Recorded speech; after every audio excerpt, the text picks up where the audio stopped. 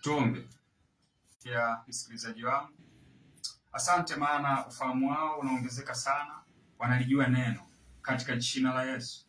Katika jina la Yesu. Changamoto zote katika ufahamu zimeondoka katika jina la Yesu. Wanapokea ufahamu angavu kabisa katika jina la Yesu. Ninaomba kwa ajili ya wenye changamoto mbalimbali katika jina la Yesu, zimekoma katika jina la Yesu. Walio wagonjwa wanapokea afya katika jina la Yesu. Pokea uzima katika jina la Yesu. Katika jina la Yesu. Wanahitaji muujiza kuvuka katika changamoto waliopo, katika jina la Yesu wanapokea muujiza katika jina la Yesu. Ninaomba kwa ajili ya kituo hiki katika jina la Yesu. Mahitaji yao yamefikiwa kabisa katika jina la Yesu. Malengo yao yametimia kabisa katika jina la Yesu. Wanawafikia watu wengi katika jina la Yesu. Thank you Jesus. Amen.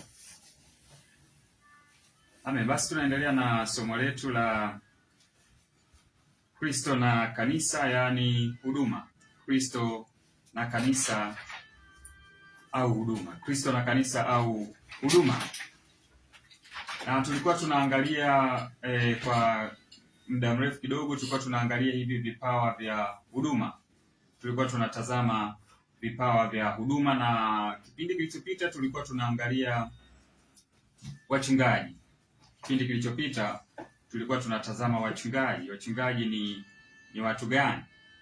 Wachungaji ni watu gani? Hebu tufungue kitabu cha Waefeso. Tuanzie hapo Waefeso sura ya 4 mstari wa 11. Waefeso sura ya 4 mstari wa 11.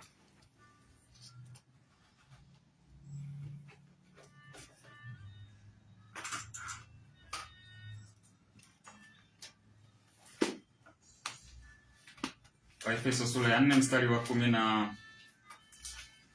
Mstari wa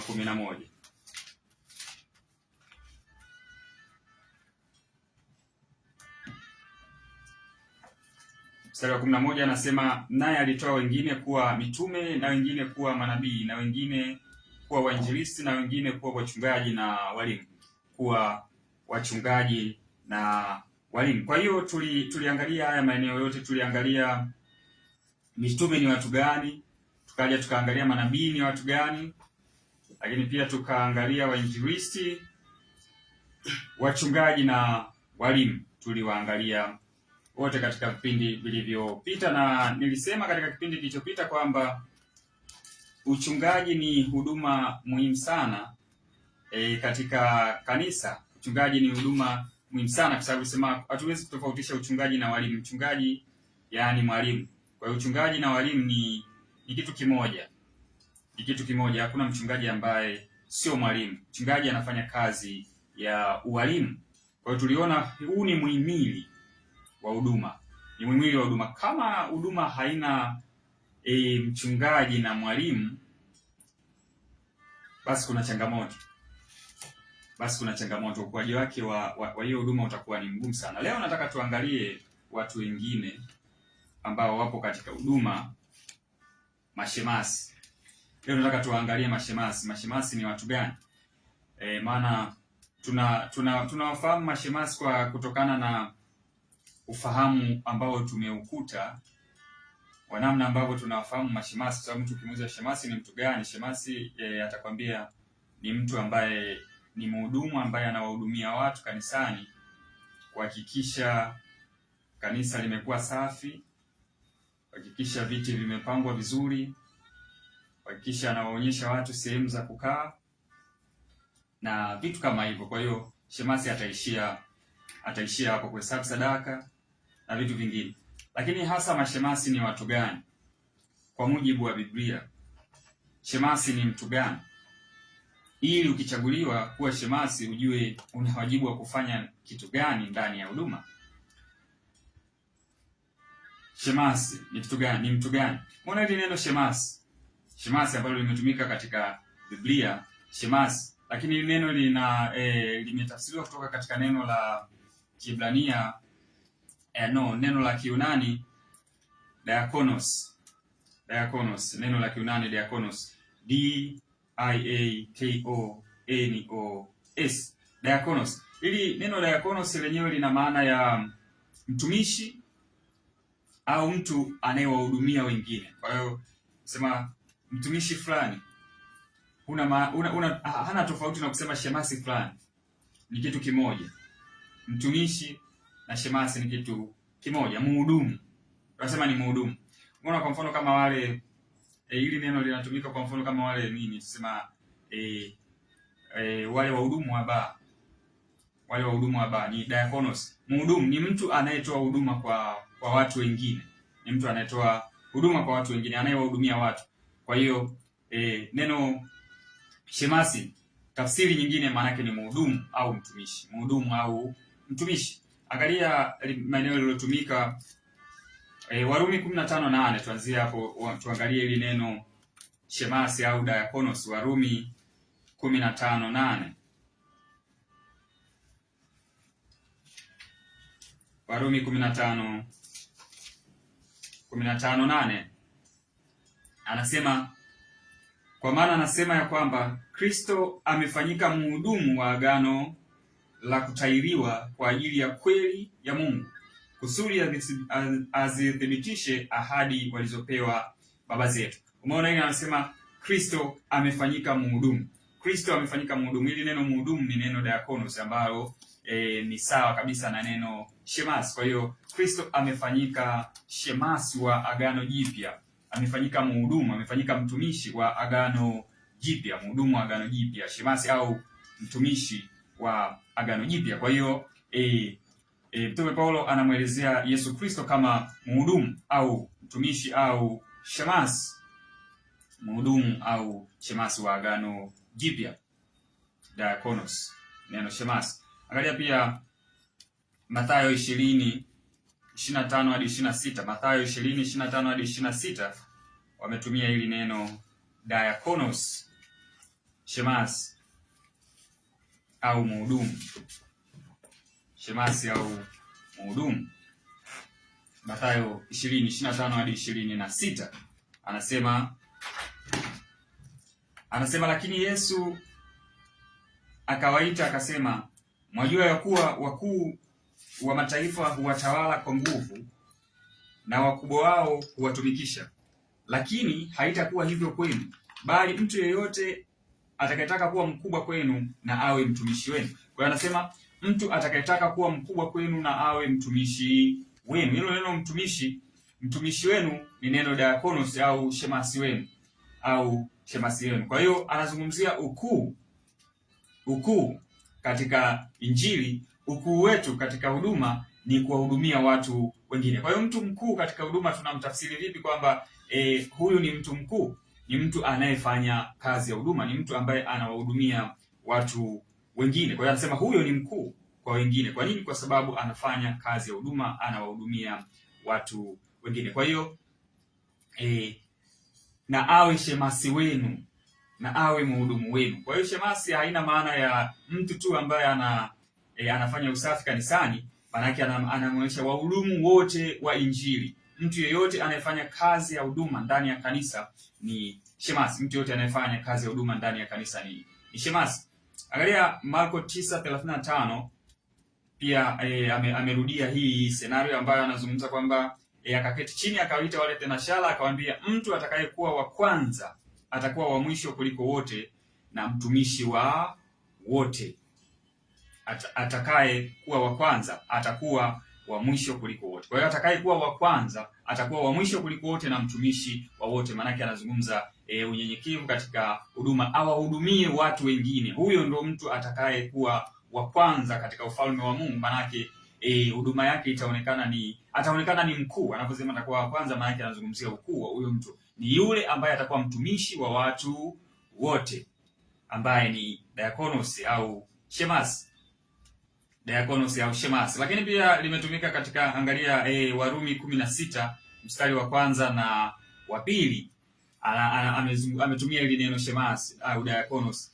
Kwa hiyo anasema mstari wa kwanza na wa pili, Warumi 16 anasema, namkabidhi kwenu Fibi ndugu yetu aliye mhudumu wa kanisa lililoko Kenkrea, kwamba mpokee katika Bwana kama iwapasavyo watakatifu,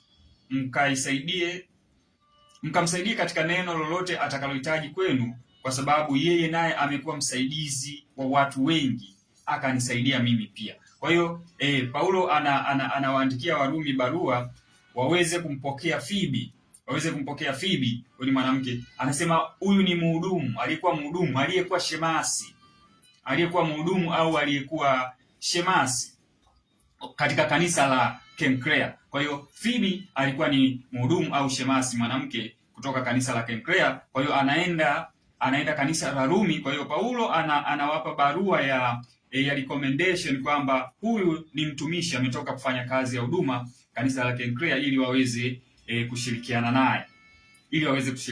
Kwa hiyo unaona Fibi alikuwa ni shemasi mwanamke, na tuliwahi kuangalia huko nyuma kuna hili fundisho ambalo linasema shemasi hawezi kuwa mwanamke. Sijajua wametoa wapi, kwa sababu wameshindwa kutafsiri shemasi ni kitu gani.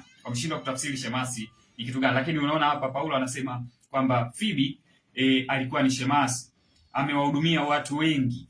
Huyu ni mwanamke kutoka kanisa la Kenkrea.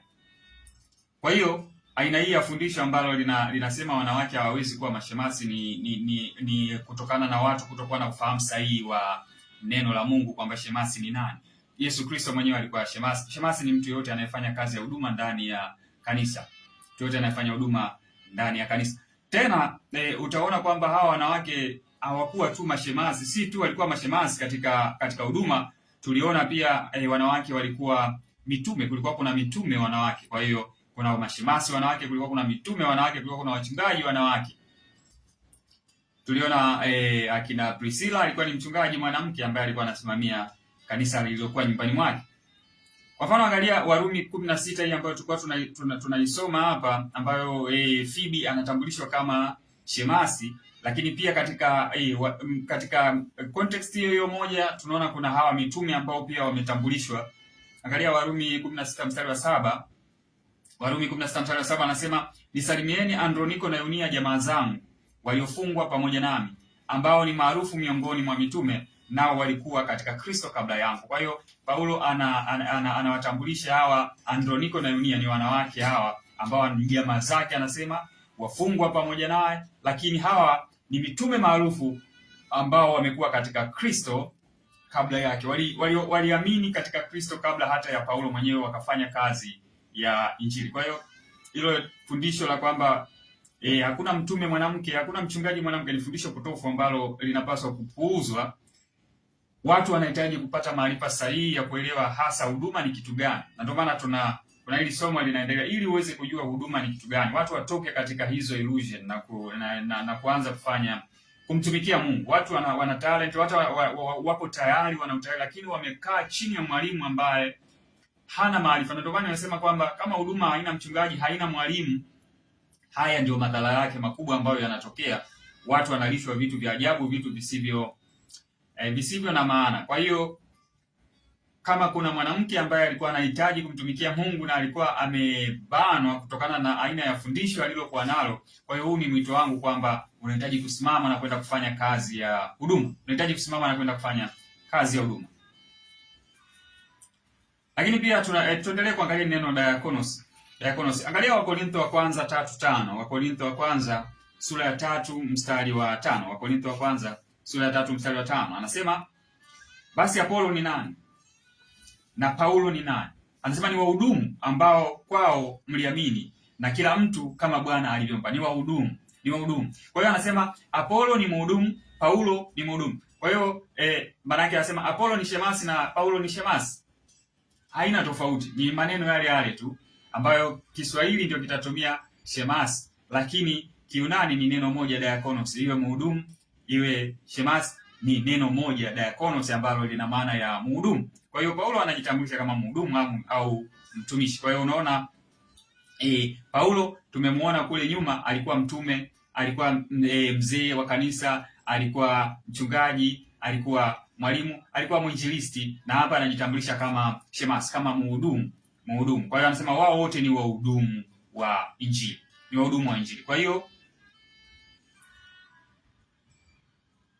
na hata pia ukiangalia sifa za shemasi na askofu katika Biblia hazina tofauti, kwa sababu wote ni watu aina moja, wanafanya kitu kimoja. Shemasi na askofu wote wanafanya shughuli moja. Anasema huyu ni shemasi, huyu ni askofu. Katika muktadha wa dini saa hizi shemasi na askofu wanafanya vitu viwili tofauti kabisa, lakini kwa muktadha wa Biblia shemasi na askofu wote wanafanya kitu kimoja. Angalia waraka wa Paulo kwa Timotheo, maagizo ambayo Paulo anamwagiza Timotheo kuhusu hawa watu wawili, askofu na shemasi, ili uweze kuona kwamba hakuna tofauti yoyote. Angalia Timotheo wa kwanza 3 mstari wa kwanza, nitasoma mstari mingi hadi wa 7. Mstari wa kwanza hadi wa 7, hapa kuna maagizo ya askofu ni mtu wa aina gani, sifa za askofu. Angalia, anasema hivi: ni neno la kuaminiwa, mtu akitaka kazi ya uaskofu anatamani kazi njema. Mtu akitaka kazi ya uaskofu anatamani kazi njema. Anasema basi imempasa askofu awe mtu asiyelaumika. Mtu asiyelaumika, anasema mume wa mke mmoja. Sasa umeona hii kitu, anasema mume wa mke mmoja. Wale watu wanaofundisha hili fundisho la kwamba wanawake hawatakiwi kuwa askofu wala kuwa shemasi ni kwa sababu amesema awe mume wa mke mmoja. Kwa nini hakusema awe mke wa mume mmoja? Ni uwezo wa kufikiri ambao ni mdogo sana. Hakukuwa na wanawake waliokuwa na wanaume wengi. Yaani mwanamke kwa kawaida ilikuwa hivyo, ni mwanamke alikuwa na mume mmoja, lakini wanaume walikuwa na wake wengi, na ndio maana anasema askofu awe mume wa mke mmoja. Hajawawekea na hao wanawake, sio kwa sababu kwamba wanawake hawatakiwi kuwepo, lakini kulingana na jamii husika hakukuwa na wanawake ambao walikuwa wanaume, yani mwanamke mmoja anayeishi na wanaume wengi, hakukuwepo na watu kama hao. Kwa hiyo hasingeweza kusema kitu kama hicho. Pia na mwanamke awe ni mwanamke awe ni mke wa mume mmoja, no. Lakini anasema awe ni mume wa mke mmoja, mwenye kiasi na busara, mtu wa utaratibu, mkaribishaji, ajuaye kufundisha. Moral msisitizo, ajuaye kufundisha. Askofu ni mwalimu, ajuaye kufundisha. Si mtu wa kuzoelea ulevi, asiwe mlevi, si mpiga watu, asiwe mtu mgomvi. Anasema bali awe mpole, si mtu wa kujadiliana. Si mtu wa kujadiliana, yani kuna anajadili umbea. Anasema wala asiwe mwenye kupenda fedha, mapato ya aibu. Anasema awe mwenye kuisimamia nyumba yake vema, ajuaye kutiisha watoto katika ustahivu. Yaani mtu asiyejua kuisimamia nyumba yake mwenyewe atalitunzaje kanisa la Mungu? Kama anasema kama nyumbani kwake tu kuna changamoto, huyu mtu hafai kuwa askofu, kwa sababu kama hawezi kusimamia nyumba yake, hawezi pia kusimamia kanisa la Mungu. Na anasema wala asiwe mtu aliyeongoka karibu, yaani mtu ambaye ameokoka tu hivi juzi bado hatujakaa naye na kumjua vizuri, ukampa kazi ya uaskofu, kwa sababu sometimes watu wanaanza vizuri, lakini baada ya muda kidogo, ikitokea udhia kidogo, watu wanarudi nyuma. Kwa hiyo ulimwamini, ukamwona mnaenda vizuri, kabla haijatukia udhia ukampa kazi ya uaskofu, afu ukatukia udhia akawaacha hewani. Kwa hiyo anasema lazima asiwe mtu aliyeongoka hivi karibuni, ni mtu ambaye tayari ana uzoefu, ana experience. Anasema asiwe mtu aliyeongoka hivi karibuni, asije akajivuna akaanguka katika hukumu ya Ibilisi. Kuanguka katika hukumu ya Ibilisi ndio huo udhia ambao unatokea, alafu akaanguka akalitelekeza kanisa. Anasema tena imempasa kushuhudiwa mema na watu walio nje, ili asianguke katika lawama na mtego wa Ibilisi. Sasa umeona, hizi ni sifa za askofu. Lakini hapo mbele yake tena anaendelea kuelezea shemasi, sifa za shemasi. Anasema hivi, vivyo hivyo, mstari wa 8 hadi wa 13, Timotheo wa kwanza 3. Anasema vivyo hivyo mashemasi na wawe wastahili. Umeona kule sifa hiyo ilikuwepo kwa askofu. Na anasema pia si wenye kauli mbili, si watu wa kutumia mvinyo sana, si watu wanaotamani fedha ya aibu. Umeona hii kule na huku, wote wasiwe watu wanaotamani mvinyo, wasiwe watu wanaotamani fedha ya aibu. Anasema wakiishika siri ya imani katika dhamiri safi, wakiishika siri ya imani, neno siri ya imani. Anasema hawa pia na wajaribiwe kwanza, baadaye waitende kazi ya shemasi, wakiisha kuonekana kuwa hawana hatia. Vivyo hivyo wake zao na wawe wastahivu, si wasingiziaji, watu wa kiasi, waaminifu katika mambo yote. Mashemasi na wawe waume wa mke mmoja. Umeona hii changamoto nyingine ndio ile ambayo imetokea kama kule kwenye askofu, kwamba mashemasi wawe waume wa mke mmoja. Na hii ndio jamaa hao watu wanaoendesha hili fundisho wanakuja na huu mstari kwamba umeona shemasi awe mume wa mke mmoja, kwa hiyo hawezi kuwa mwanamke. Walitoa wapi? Wanasema wakiwasimamia watoto wao vizuri na nyumba zao. Anasema kwa maana watendao vema kazi ya ushemasi hujipatia daraja zuri na ujasiri mwingi katika imani iliyo katika Kristo Yesu. Umeona? Kwa anapozungumza kwamba mashemasi ni watu walioshika siri ya imani, maana yake ni watu wanaolijua neno. Kazi ya mashemasi ni kuwa walimu wa neno la Mungu. Umeona sifa zao na sifa za askofu hazina tofauti. Kwa sababu gani? Kwa sababu shemasi jukumu lake la kwanza sio kupanga viti kanisani, bali kufundisha neno la Mungu, kufanya kazi ya utumishi. Tunaposema ufanye kazi ya utumishi, ina maana kuhudumu katika neno, tuhudumu katika neno. Angalia Timotheo wa kwanza 4:6. Timotheo wa kwanza 4:6. Ile kuangalia neno diakonos. Timotheo wa kwanza 4:6 anasema hivi, wakumbushe ndugu mambo hayo, nawe utakuwa mtumishi mwema wa Kristo Yesu, na mzoevu wa maneno ya imani na mafundisho mazuri yale uliyoyafuata. Kwa hiyo anazungumza huyu ni Paulo anamwambia Timotheo awakumbushe ndugu mambo hayo, naye atakuwa mtumishi mwema wa Kristo, atakuwa mhudumu mwema wa Kristo, atakuwa shemasi mwema wa Kristo. Kwa hiyo unamwona huyu Timotheo ni mchungaji kiongozi ambaye anapewa haya maagizo kwa ajili ya kuyapeleka kwa wachungaji wengine, lakini anamuita ni mtumishi au shemasi. Kuna mtu mmoja akasema ndio maana unajiita jina la kitumwa. Wewe unajiitaje mtumishi? Mimi sio mtumishi, mimi mwana. Yaani huyu mtu nilimshangaa sana. Lakini kwa sababu haelewi maana halisi ya wana katika Kristo ni nini na utumishi katika Kristo ni kitu gani. Kwa anasema yeye sio mtumishi, yeye ni mwana. Anasema kama ni mtumishi ni wewe, kwa nini umejiandika mtumishi? Ni kwa sababu hawaelewi. Sisi ni watumishi, ni wahudumu. Anasema mtumishi maana yake ni mhudumu wa Injili, ni mhudumu wa Kristo. Haina maana ya mtumwa kwa maana ya utumwa wanaofikiri. Ni kweli sisi ni watumwa wa Kristo kwa sababu tunatumika katika kazi ya Kristo. Ni watumwa wa Kristo. Tupo huru kutoka katika utumwa wa shetani, lakini tu watumwa wa Kristo, tunafanya utumishi kwa Kristo. Kwa hiyo shemasi ni mtu aliye katika mafunzo. Tunasema shemasi maana yake tunasema ni mchungaji mwanafunzi, ni mtu aliye katika mafunzo ya uchungaji, mafunzo ya kuwa mchungaji, au tunasema ni mchungaji msaidizi, Kwa hiyo tunasema mhudumu au shemasi kwa maana halisi kwamba ni mchungaji msaidizi. Shemasi haina maana ya kwamba ni mtu asiyejua chochote kuhusu neno la Mungu. No, shemasi ni mtu ambaye ni mchungaji msaidizi, maana yake anajifunza kazi ya uchungaji. Ni mtu ambaye yuko karibu na mchungaji ili aweze kuelewa kazi ya uchungaji inafanywa vipi. Hiyo ndio kazi ya shemasi. Kwa hiyo shemasi usijichukulie wewe ni mtu wa kawaida ambaye kazi yako ni kupanga viti, ni kuzunguka na kuangalia nani anaongea, nani aliyazima simu. No, hiyo sio kazi yako hasa. Kazi yako kuu ni kuangalia namna gani huduma inafanywa, namna gani mchungaji anahudumu neno la Mungu kwa watu, namna gani anafanya huduma mbele za watu.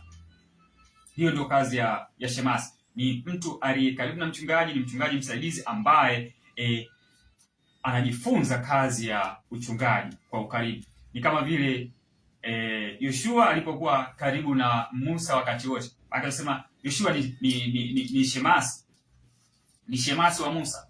Maanake anajifunza kazi ya uchungaji, kazi ya kuhudumu, kulihudumia kundi. Angalia Wakolosai 1:7 hadi 8.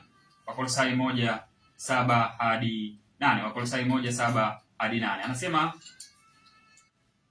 Anasema kama mlivyofundishwa na Epafra, mjoli wetu mpenzi, aliye mhudumu mwaminifu wa Kristo kwa ajili yenu, naye alitueleza upendo wenu katika Roho. katika roho. Kwa hiyo Paulo anasema hawa watu walifundishwa na Epafra.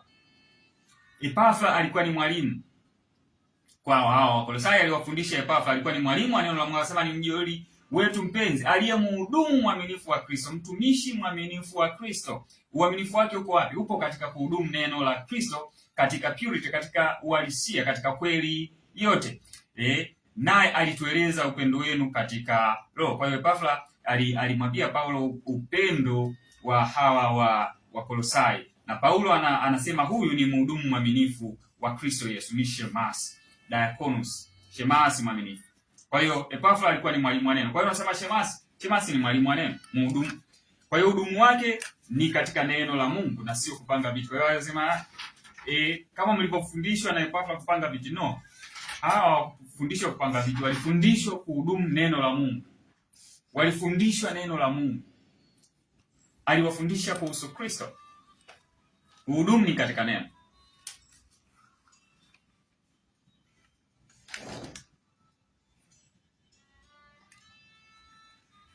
Lakini saa hizi mashemasi wana changamoto. Mashemasi walioko saa hizi wana changamoto sana, kwa sababu shemasi, kwanza mashemasi wengi unajua hawana hata daftari la kuandika kanisani, kwa sababu hawana muda wa kuandika. Wao wako tu wanazunguka zunguka. Na mashemasi walio wengi saa hizi hata hawasikilizi neno la Mungu. Hawasikilizi neno.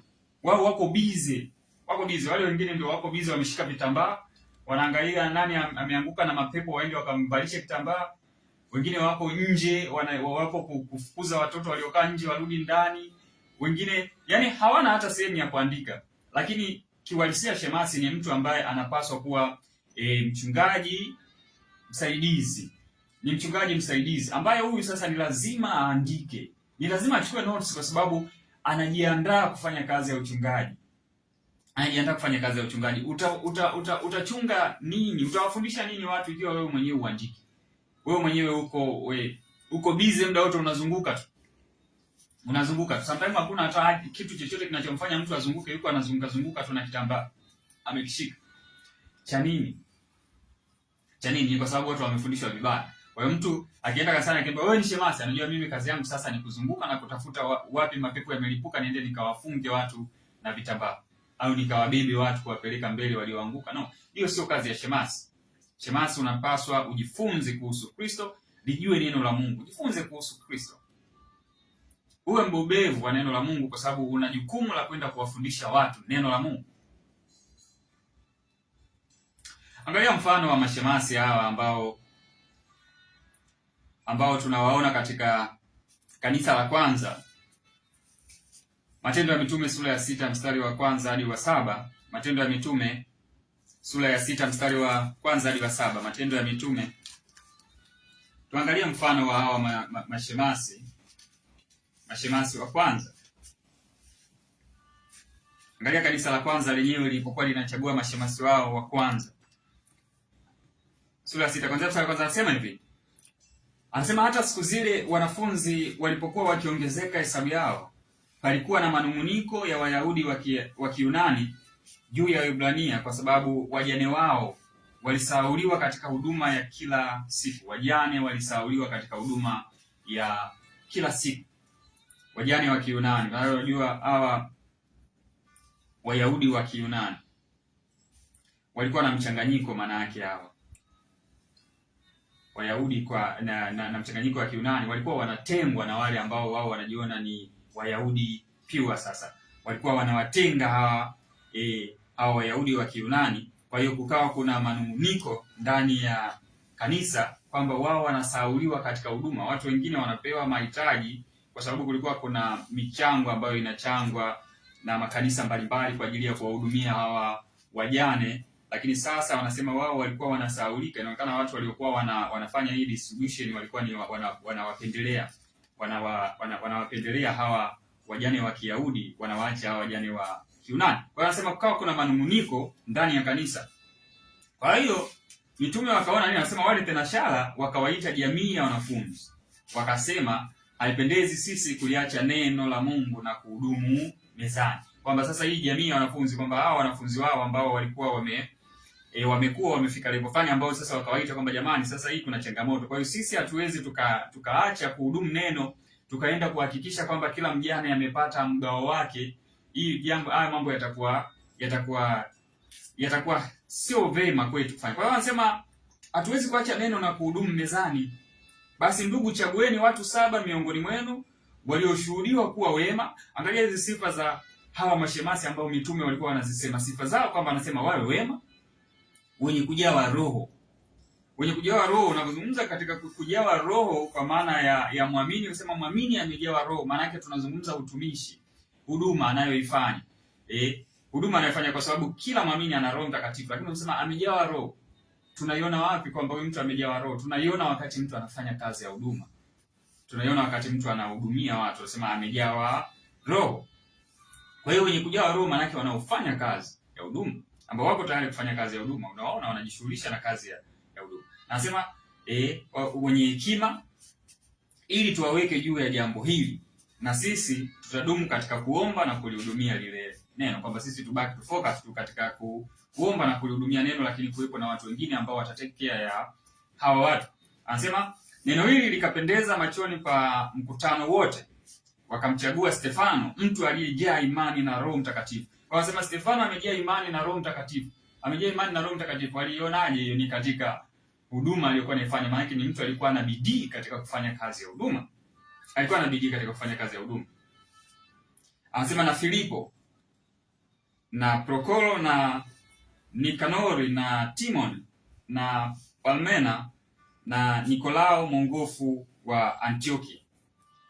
Anasema ambao wakawaweka mbele ya mitume, na walipokwisha kuomba wakaweka mikono yao juu yao. Wakaweka mikono yao juu yao. Waliweka mikono yao juu yao. Na anasema na neno la Mungu likaenea, na hesabu ya wanafunzi ikazidi sana katika Yerusalemu. Jamii kubwa ya makuhani wakaitii ile imani. Kwa hiyo neno lilienea. Kwa nini neno lilienea? Kwa sababu ya hawa pia mashemasi waliongezeka katika kazi ya huduma. Waliongezeka katika kazi ya huduma. Kwa hiyo watu wakaifanya kazi ya huduma kwa bidii. Wakafanya kazi ya huduma kwa bidii. Lakini sasa angalia, baada tu ya hawa mashemasi kuchaguliwa, hautaona tena wakifanya ile kazi ya kugawa chakula. Yaani kwa sababu sio kazi kuu ambayo wao iliwafanya wachaguliwe. Hauwaoni na hawa mitume hawakuendelea tena kuizungumzia kwamba sasa chakula kikaendelea kugawiwa, watu walikula walishiba. No, hawasemi tena hicho kitu. Tunaona hawa mashemasi wakiwa katika kufanya kazi ya huduma. Angalia mstari wa 8, anasema hivi, na Stefano akijaa neema na uwezo alikuwa akifanya maajabu na ishara kubwa katika watu. Kwa hiyo baada tu ya kuchaguliwa, Stefano tunamuona akifanya ishara na maajabu. Akifanya ishara na maajabu. Anafanya kazi ya huduma. Anafanya utumishi. Ishara na maajabu hizo sio katika kugawa chakula, ukafikiri kwamba wako na ishara na maajabu katika kugawa chakula au kuwapikia watu chakula. No. Ishara na maajabu ni katika kufanya huduma. Kwa hiyo wagonjwa walikuwa wanapokea afya, wanapokea uzima, viwete wanatembea, vipofu wanaona. Anafundisha neno la Mungu. Anafanya mambo makuu kwa watu, anafanya kazi ya huduma mara tu baada ya kuchaguliwa. Huyu ni shemasi.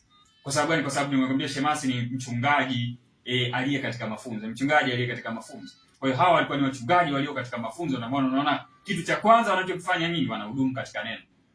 Wanahudumu katika neno. Kwa hiyo hii kazi ya kugawa chakula ni kazi ya ziada baada ya kufanya kazi kubwa ya uhudumu wa neno. Uhudumu wa neno. Anasema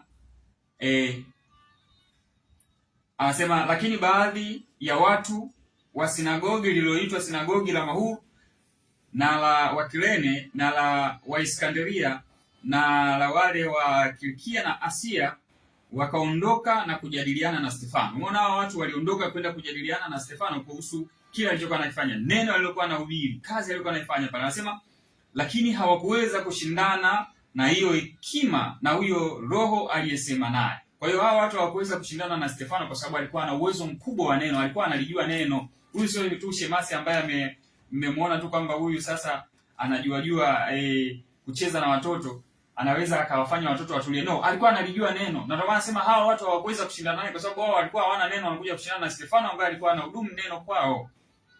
hawakuweza kushindana na Stefano. Alikuwa ni shemasi anayehudumu neno. Kwa hiyo huduma yoyote ambayo mtu utapewa ndani ya kanisa, ujue hii ni huduma ambayo inalenga kuleta ukuaji wa kiroho kwa waamini.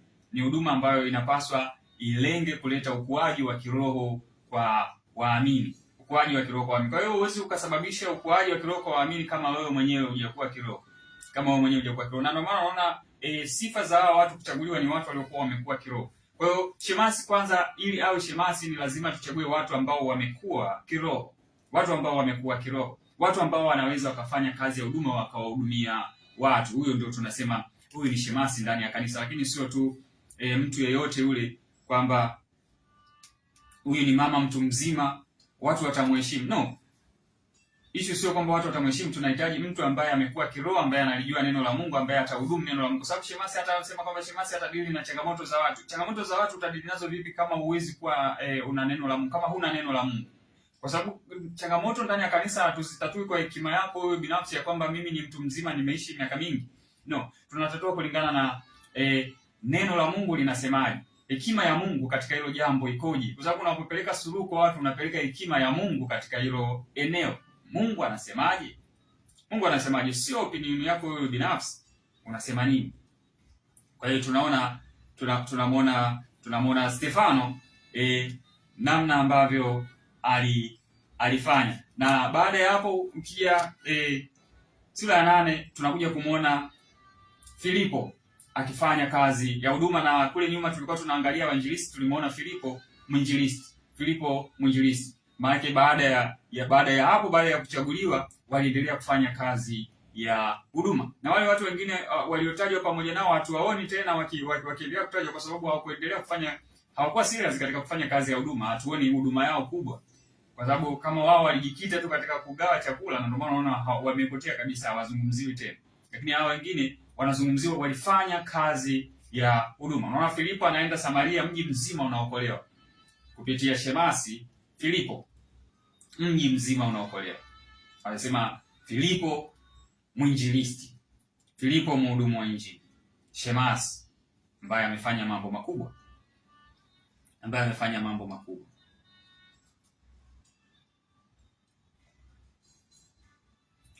Wakorintho wa kwanza 12:5. Wakorintho wa kwanza 12:5 anasema, tena pana tofauti ya huduma na Bwana ni yeye yule. Pana tofauti ya huduma na Bwana ni yeye yule. Maana yake sasa anachozungumzia kwamba Yesu Kristo ndiye anayefanya huduma kupitia sisi. Kwa hiyo tunasema sisi ni wahudumu wa Injili. Maana yake Yesu Kristo anafanya kazi ya huduma ndani yetu kupitia sisi. Anafanya kazi ya huduma. Anasema Yesu Kristo ni mhudumu wa Agano Jipya. Uhudumu wake wa Agano Jipya ni kupitia sisi. Anafanya kazi ya ushemasi kwa watu kupitia sisi, mhudumu wa Agano Jipya. Kwa hiyo tunazungumza kuhusu kanisa tunasema maana yake ni Mungu kukaa na watu wake, Roho Mtakatifu ndani ya mwamini, pamoja na mwamini kufanya kazi ya huduma. Mungu kukaa pamoja na watu wake, lakini pamoja na mwamini sasa kufanya kazi ya huduma. Mwamini kufanya kazi ya huduma. Kristo anatumika kupitia sisi. Kwa hiyo tunasema mwito wetu kwa Kristo ni ili tutumike pamoja naye. Hilo ndio kusudi kubwa la mwito wetu sisi, tuweze kutumika pamoja na Kristo. Tuweze kuokolewa, lakini tuweze kutumika pamoja na Yesu Kristo. Baada ya kuokolewa unafanya nini? Ndio maana nasema haujaokolewa, haujawekwa huru kutoka katika dhambi na mauti ili uje tu ufurahie kwamba nina uzima wa milele. Kama yule ndugu aliyesema mimi sio mtumishi, mimi ni mwana. Ni kweli wewe ni mwana wa Mungu, umehesabiwa haki, una uzima wa milele, lakini wewe ni mwana mtumishi. Wewe ni mwana mtumishi ambaye umeitwa kutumika pamoja na Kristo. Kwa hiyo kila mwamini ni mhudumu au mtumishi wa kazi ya Kristo.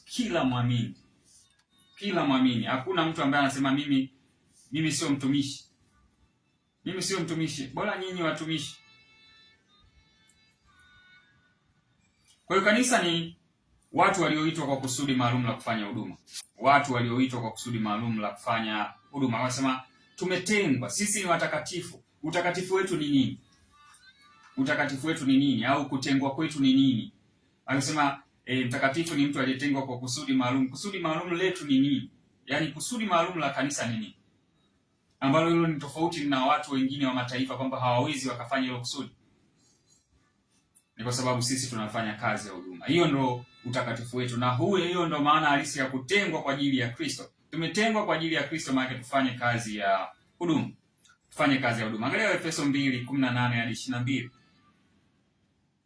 Waefeso 2:18 hadi 22. Anasema, kwa maana kwa yeye sisi sote tumepata njia ya kumkaribia Baba katika roho mmoja. Sisi sote tunamkaribia Baba katika roho mmoja. Anasema, basi tangu sasa ninyi si wageni wala wapitaji, bali ni wenyeji pamoja na watakatifu, watu wa nyumbani mwake Mungu. Sisi sote ni watu wa nyumbani mwake Mungu. Sasa mmejengwa juu ya msingi wa mitume na manabii, naye Yesu Kristo mwenyewe ni jiwe kuu la pembeni.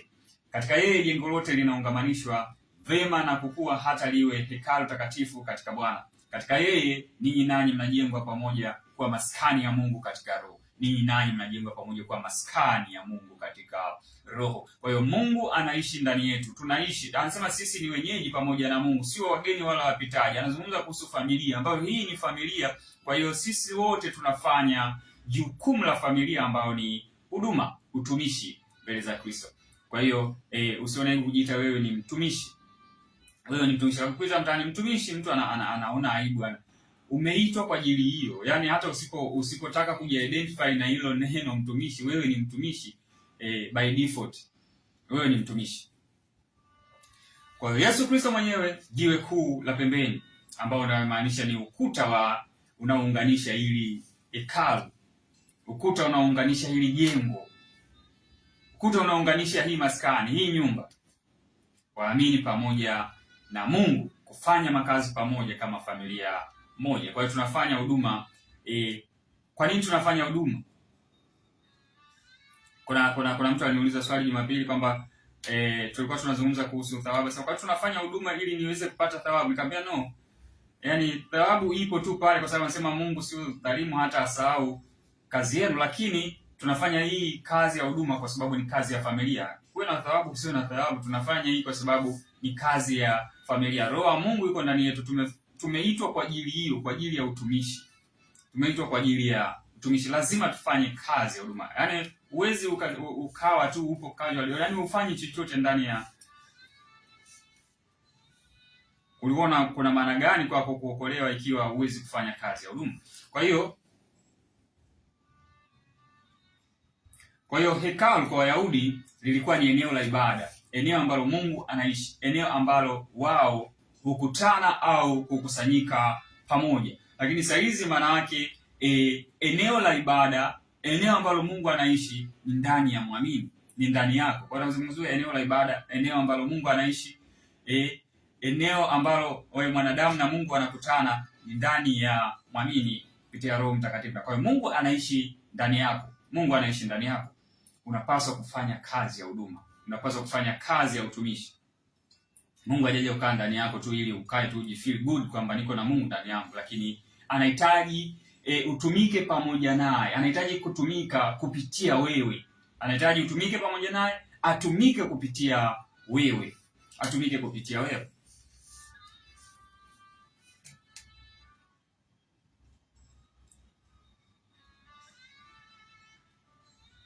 Aya Kutoka 19 mstari wa 5 hadi wa 6. Kutoka 19 mstari wa 5 hadi wa 6. Kutoka 19 mstari wa 5 hadi 6. Anasema sasa basi, ikiwa mtaitii sauti yangu kweli kweli na kulishika agano langu, hapo ndipo mtakuwa tunu kwangu kuliko makabila yote ya watu. Maana dunia yote pia ni mali yangu, nanyi mtakuwa kwangu ufalme wa makuhani na taifa takatifu. Hayo ndiyo maneno utakayowaambia wana wa Israeli. Kwa hiyo Mungu alikuwa anataka taifa zima la Israeli, anasema wawe ufalme wa makuhani, wawe ufalme wa makuhani na taifa takatifu, taifa takatifu, taifa lililotengwa kwa kusudi maalum. Anasema taifa takatifu limetengwa kwa kusudi maalum. Yaani hivyo unajua anasemaga nchi takatifu ya Israeli. Hivi sasa hivi ukiambia imetengwa kwa kusudi gani maalum nchi hiyo, anasema nchi takatifu ya Israeli. Kwa sasa hizi. Kwa sababu hawaelewi utakatifu maana yake ni nini. Kutengwa kwa kusudi maalum la Mungu. Kutengwa kwa kusudi maalum la Mungu. Ilikuwa nchi takatifu kwa sababu ilikuwa ni taifa takatifu Israeli, kwa sababu Mungu alikuwa amelitumia kama picha ya kanisa. Kama picha ya kanisa, lakini sasa hizi no more tena. Uwezo ukasema tena ni nchi takatifu ya Israeli. Sasa hizi ina utakatifu gani? Imetengwa kwa ajili ya kitu gani? Imetengwa kwa ajili ya kitu gani? Sasa hizi sio nchi takatifu ya Israeli. Sasa sio nchi takatifu ya Israeli. Kwa hiyo Mungu alikuwa anataka wana wa Israeli wote wawe makuhani mbele zake, maana yake wawe watumishi mbele zake, taifa zima la Israeli. Lakini wao walipokataa, wakamwambia Musa, nenda wewe, sisi tutakuwa tunakusikiliza wewe utakachotuambia. Sisi hatuwezi kufanya kazi ya utumishi. Ndipo Mungu ambapo aliamua kuchagua kabila moja la Walawi ili wawe makuhani kwake, lakini huo haukuwa mpango wa Mungu wa mwanzo. Mungu alihitaji taifa zima wawe makuhani kwake. Maana yake wawe watumishi mbele zake. Huo ndio mpango wa Mungu. Wote wawe makuhani, wote wafanye kazi ya utumishi. Wote wafanye kazi ya utumishi, wamtumikie Mungu. Na hicho ndicho kitu ambacho walikuwa wanaongea toka wakiwa wanatoka Misri, kwamba wape ruhusa watu wangu waende wakanitumikie. Lakini wao walipopewa ruhusa kutoka Misri, walipotoka Misri kwenda Kanaani, hapa jangwani katikati wakakataa kufanya kile ambacho walikuwa wanakisema kule wanatoka kwa ajili hiyo, kwamba tunaenda kumtumikia Bwana Mungu wetu. Walipofika jangwani wakakataa. Akasema Musa, nenda wewe. Mungu akachagua kabila moja la Walawi wawe watumishi mbele zake. Wawe watumishi mbele zake. Lakini kile ambacho walikikataa wana wa Israeli, angalia, kuwa watumishi mbele za Mungu. Petro anaelezea hapa katika Petro wa kwanza sura ya pili. Petro wa kwanza sura ya pili mstari wa 5, tutasoma mstari wa 5, mstari wa 9 na mstari wa 10. Mstari wa 5, mstari wa 9 na wa 10. Kwa hiyo anasema hivi, mstari wa 5 anasema, ninyi nanyi kama mawe yaliyo hai, mmejengwa muwe nyumba ya roho. Kama mawe yaliyo hai, mmejengwa muwe nyumba ya roho. Anasema ukuhani mtakatifu, kwamba waamini sasa wamejengwa wawe nyumba ya roho. Kwa hiyo waamini ni nyumba ya roho. Waamini ni nyumba ya roho, maana yake Roho Mtakatifu anaishi ndani yao, na hiyo ndio inawafanya wao wawe na ukuhani mtakatifu. Utumishi, wametengwa kwa ajili ya utumishi. Sasa ukuhani mtakatifu maana yake wametengwa kwa ajili ya utumishi. Na wafanye nini? Anasema watoe dhabihu za roho zinazokubaliwa na Mungu kwa njia ya Yesu Kristo. Kwa hiyo tunatoa dhabihu za roho. Kutoa dhabihu ya roho ni kufanya kazi ya utumishi. Sio kwamba unaitoa roho yako. Anasema tutoe dhabihu za roho, maana labda tujitoe roho zetu, tutoe roho zetu. No, anasema tufanye kazi ya utumishi. Hiyo ndio dhabihu tunayomtolea Mungu, utumishi mbele za Mungu, dhabihu ya roho. Anasema zinazokubaliwa na Mungu kwa njia ya Yesu Kristo. Kwa njia ya Yesu Kristo. Tunatumika pamoja na Yesu Kristo. Tunatoa dhabihu za roho. Na sasa hapa mstari wa 9 na 10 anafafanua kile ambacho Musa alikuwa amekisema katika Kutoka sura ya 19 mstari wa 5 na 6 tulichokuwa kusema. Anasema bali ninyi ni mzao mteule. Sasa ninyi kanisa ndio mzao mteule, ukuhani wa kifalme. Kile ambacho Mungu alikuwa anakitaka kwa wana wa Israeli, wawe ukuhani wa kifalme, taifa takatifu ambao wao waliikataa. Sasa anasema ninyi kanisa, ninyi ndio uzao mteule, ninyi kanisa ndio ukuhani wa kifalme, ninyi kanisa ndio taifa takatifu. Leo mtu anaondoka kanisa linapanga kabisa, wamechanga na hela kwamba kanisa tunaenda kuitembelea nchi takatifu. Jamani, anasema nyinyi ndio taifa takatifu. Watu wa milki ya Mungu ni kanisa. Watu wa milki ya Mungu ni kanisa. Tunaenda kuitembelea nchi takatifu. Tunaenda taifa takatifu. Taifa takatifu linaenda kutembelea taifa la mwili. Hiki ndicho Mungu alichokuwa anakimaanisha. Petro anachokisema, hiki ndicho Mungu alichokuwa anakitaka. Huu ndio ulikuwa mpango wa Mungu. Haya ndio mawazo ya Mungu. Ninyi ndio uzao mteule, wateule. Ninyi ndio ukuhani wa kifalme. Lazima hivi vitu vieleweke sana kwa kanisa, ili waweze kutoka katika ibada za sanamu wanazozifanya za kwenda kuhiji Israeli. Israeli ukienda, nenda kama mtalii, haina shida. Nenda kama mtalii. Kama utakavyoenda tu kutembelea nchi nyingine yoyote, kama utakavyoenda kutembelea Misri, kama utakavyoenda kutembelea sijui kokote utakakotaka kwenda kutembelea, ichukulie hivyo. Usiende kama naenda katika taifa takatifu. Takatifu kwa lipi? Takatifu kwa lipi? Takatifu kwa lipi? Lilikuwa mfano wa kanisa. Kanisa limekuja lenyewe haliwi tena taifa takatifu. Haliwi tena taifa takatifu kwa sababu kile ambacho Mungu alikuwa anakitaka, alikuwa analihitaji taifa la rohoni. Taifa la Mungu ni taifa la rohoni. Taifa la rohoni, watu walioamini katika Kristo. Anasema ukuhani wa kifalme. Unaona ile neno ukuhani wa kifalme? Na kama ukuhani wa kifalme maana yake ni mfalme kuhani. Ukuhani wa kifalme maana yake huyo mfalme ambaye atakuwa ni kuhani. Mfalme wake ambaye atakuwa ni kuhani. Na ndiyo Yesu Kristo namna alivyo. Yesu Kristo ni mfalme ambaye ni kuhani. Tumeona hapa kwamba tunasema Yesu Kristo ni mhudumu. Ndio maana ya kuhani, mtumishi. Kuhani maana yake ni mtumishi. Yesu Kristo ni mfalme, Bwana wa mabwana, lakini ni mtumishi. Na sisi tupo katika huo ukuhani wa kifalme. Tunatawala pamoja na Kristo, lakini tunatumika pamoja na Kristo. Kwa hiyo mwamini ni mtawala. Anamiliki, lakini anatumika. Anatumika pamoja na Kristo. Hivyo ndivyo ambavyo Mungu alidesign. Ndio maana utaona kwa mfano, angalia mfano, tuangalie Mwanzo sura ya 14 ili uweze kuona aina ya ukuhani ambao Yesu Kristo amekuwa nao. Mwanzo sura ya 14, some mstari wa 18. Mwanzo 14:18. Mwanzo sura ya 14 mstari wa 18 tuangalie, angalia mfano wa ukuhani ambao Yesu Kristo amekuwa nao.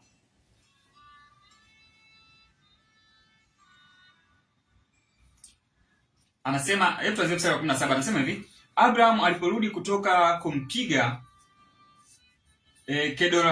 Kedorlaoma na wale wafalme waliokuwa pamoja naye, mfalme wa Sodoma akatoka amlaki katika bonde la Shawe, nalo ni bonde la mfalme. Anasema hili bonde la Shawe na bonde la mfalme.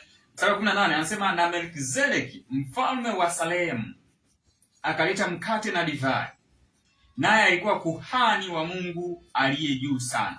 Kwa hiyo unaona huyu anasema Melkizedeki alikuwa ni mfalme wa Salemu, lakini huyu Melkizedeki alileta mkate na divai. Mkate na divai. Naye alikuwa kuhani wa Mungu aliye juu sana. Kwa hiyo huyu alikuwa ni mfalme lakini alikuwa ni kuhani. Kwa hiyo anamletea na Ibrahimu mkate na divai, ishara ya utumishi kwake. Anamtumikia, anamletea mkate na divai, ishara ya utumishi kwa huyu Ibrahimu, japo yeye Melkizedeki alikuwa ni mfalme. Kwa hiyo anaonyesha ni aina gani ya mfalme, kwa sababu anasema Melkizedeki, anasema Yesu Kristo amekuwa kuhani mkuu milele kwa mfano wa Melkizedeki. Unaposema kwa mfano wa Melkizedeki, mfano gani ya Melkizedeki? Melkizedeki amekuwa ni mfalme na kuhani. Amekuwa mfalme na kuhani, mfalme mtumishi. Mfalme na kuhani. Na huu ndicho ambacho alikitaka Mungu kwa wana wa Israeli. Anasema kwamba ninataka ninyi muwe ufalme wa makuhani. Nataka muwe ufalme wa makuhani. Watawala watumishi. Lakini wao walikataa. Ndio maana wanaona utawala wa Yesu Kristo ni tofauti sana na utawala wa ulimwengu huu. Kwa nini? Kwa sababu utawala wa Yesu Kristo ni utawala wa utumishi. Lakini utawala wa ufalme wa ulimwengu huu sio utawala wa utumishi. Licha watu wengi wanasema sisi ni watumishi wa serikali, watumishi wa watu, lakini umeona namna ya utawala wao sio kama utawala ambao Yesu Kristo anautaka, kwa sababu hawafanyi hivyo. Lakini Yesu Kristo anasema ni mfalme ambaye amekuja kuwatumikia. Ndio maana alipokutana na wanafunzi wake anasema, bwana, tufanye mmoja akae kulia, mmoja akae kushoto, tuwe wakuu. Anaambia no, kuna kitu mna miss. Anayetaka kuwa mkuu kwenu lazima awe mtumishi wenu. Anasema mwana wa Adamu hakuja kutumikiwa bali kuwatumikia watu. Hakuja kutumikiwa bali kutumikia watu. Anawaosha miguu wanafunzi wake kuonyesha ni aina gani ya mfalme yeye. Yeye ni mfalme, lakini anawaosha miguu wanafunzi wake kuonyesha kwamba ni mtumishi kwao. Ni ishara ya utumishi kwao. Kwa hiyo Yesu Kristo alikuwa anaonyesha ishara ya utumishi kwao, na ndivyo waamini wote wanapaswa kuwa. Lazima tufanye kazi ya utumishi. Achana na hao watumishi ambao sijajua wanatoa wapi hiyo modi ya utumishi wao. Juzi nimemwangalia mama mmoja, ni prophetess, anaingia sehemu wametandika zulia jekundu, kuna wanaume wazee wanampigia magoti, yeye anapita pale, huyu mama. Yaani ni kitu ambacho sijaelewa hii aina gani ya utumishi, kwa sababu tunaelewa utumishi wetu sisi ni huo. Sisi ni makuhani wafalme, makuhani, watumishi wa watu. Siwahi kuona mahali popote pale mitume au Yesu Kristo ambapo walikuwa wanapita alafu watu wanatakiwa wapige magoti pembeni wao wapite. Ni vitu vya ajabu sana. Ni kwa sababu hao watu pia hawajaelewa ni aina gani, kwa sababu wao wanafikiri kwamba, wanasema sisi ni wakuu. Wanachukulia kama ufalme wa ulimwengu huu ambao ni tofauti sana kabisa. Yaani hauna uhusiano hata kwa namna yoyote ile. Ufalme wa ulimwengu huu na ufalme wa Mungu hauna uhusiano hata kidogo, hauna mlingano hata kidogo. Huwezi kulinganisha wafalme wa ulimwengu huu na ufalme wa Yesu Kristo. Utawala wa ulimwengu na utawala wa Yesu Kristo ni vitu viwili tofauti kabisa, havina uhusiano. Hayo umeona hawa watu wanavifananisha hivyo vitu, na ndio maana wazee wenye mvi zao wanapiga magoti kwa ajili ya huyu binti, si ni mama, ili aweze kupita. So ni vitu vya ajabu sana. Kwa hiyo anasema ninyi ni uzao mteule, ukuhani wa kifalme, taifa takatifu, watu wa milki ya Mungu, mpate kuzitangaza fadhili zake yeye aliyewaita mtoke gizani mkaingia katika nuru yake ya ajabu. Ninyi mliokuwa kwanza si taifa, bali sasa ni taifa la Mungu. Wanasema hamkuwa taifa, bali sasa ni taifa la Mungu. Anaongea na watu pia wa mataifa ambao hawakuwa Wayahudi, lakini sasa anasema ninyi ni taifa la Mungu. Mliokuwa hamkupata rehema, bali sasa mmepata rehema. Mliokuwa hamkupata rehema, bali sasa mmepata rehema.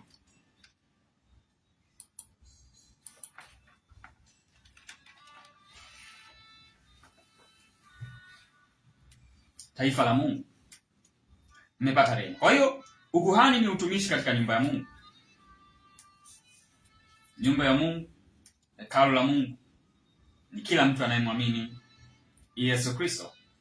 Kwa hiyo kila mtu anayemwamini Yesu Kristo ni mtumishi by default. Amekuwa kuhani, amekuwa mtumishi. Kwa hiyo ukuhani wako unaufanyia wapi? Kama uwahudumie watu? Kwa hiyo ni swali ambalo lazima ujiulize wewe kama mwamini. Ukuhani wako unaufanyia wapi? Kama wewe kweli umekuwa ni ufalme wa makuhani, unaufanyia wapi ukuhani wako? Kwa hiyo tumefanya wafalme na makuhani katika Kristo ili tuweze kufanya kazi ya utumishi. Ni wafalme watumishi. Ndio maana unaona, angalia aina ya mfalme ambaye Israeli walipaswa kuwa naye. Umeona Melkizedek, umeona katika hiyo Musa alipozungumza katika hiyo Kutoka, anapoambia wana wa Israeli kwamba wanapaswa kuwa wafalme, makuhani. Lakini angalia sasa aina ambayo mfalme walipaswa kuwa naye. Kumbukumbu la Torati 17 kuanzia mstari wa 14. Kumbukumbu la Torati 17 kuanzia mstari wa 14. Angalia aina ya mfalme ambao Mungu alihitaji Israeli wawe naye, ili uweze kuona utofauti uliopo mkubwa sana kati ya ufalme wa ulimwengu na ufalme wa Mungu, utumishi katika ulimwengu huu na utumishi mbele za Mungu. Anasema hivi, Kumbukumbu la Torati 17:14 hadi 22 tutasoma. Anasema, utakapokwisha kuingia katika nchi akupao Bwana Mungu wako ukaimiliki na kukaa humo, nawe utakaposema nitaweka mfalme juu yangu mfano wa mataifa yote yaliyo kando yangu, usiache kumweka yule atakayechaguliwa na Bwana. Hii ilikuwa ni angalizo kwamba Mungu alikuwa kwanza hahitaji hao watu wawe na mfalme. Alikuwa anahitaji wawe chini ya waamuzi. Lakini akasema kama ikitokea sasa, kwa sababu anajua aina ya hawa watu namna walivyo. Ikitokea sasa kwamba mmefika huko, kuna watu kule wana wafalme, na nyinyi mkitaka kuwa na wafalme kama watu wao mtakao wakuta huko, usiache kumweka yule atakayechaguliwa na Bwana. Cha kwanza hicho. Anasema kwamba awe aliyechaguliwa na Bwana. Awe aliyechaguliwa na Bwana Mungu wako, awe mfalme juu yako. Umweke mmoja katika ndugu zako awe mfalme juu yako. Mmoja katika ndugu zako awe mfalme juu yako. Wasilete mtu mgeni. Wasilete mtu mgeni kutoka nje. Aliyechaguliwa na ndugu zako. Ndani yenu wenyewe, familia. Hapa anazungumza kuhusu familia, ni jambo la kifamilia, kwa asiwe mgeni, mtu ambaye ametoka from nowhere, wa nje ya ufalme. Wa nje ya ufalme. Kwa hiyo anasema,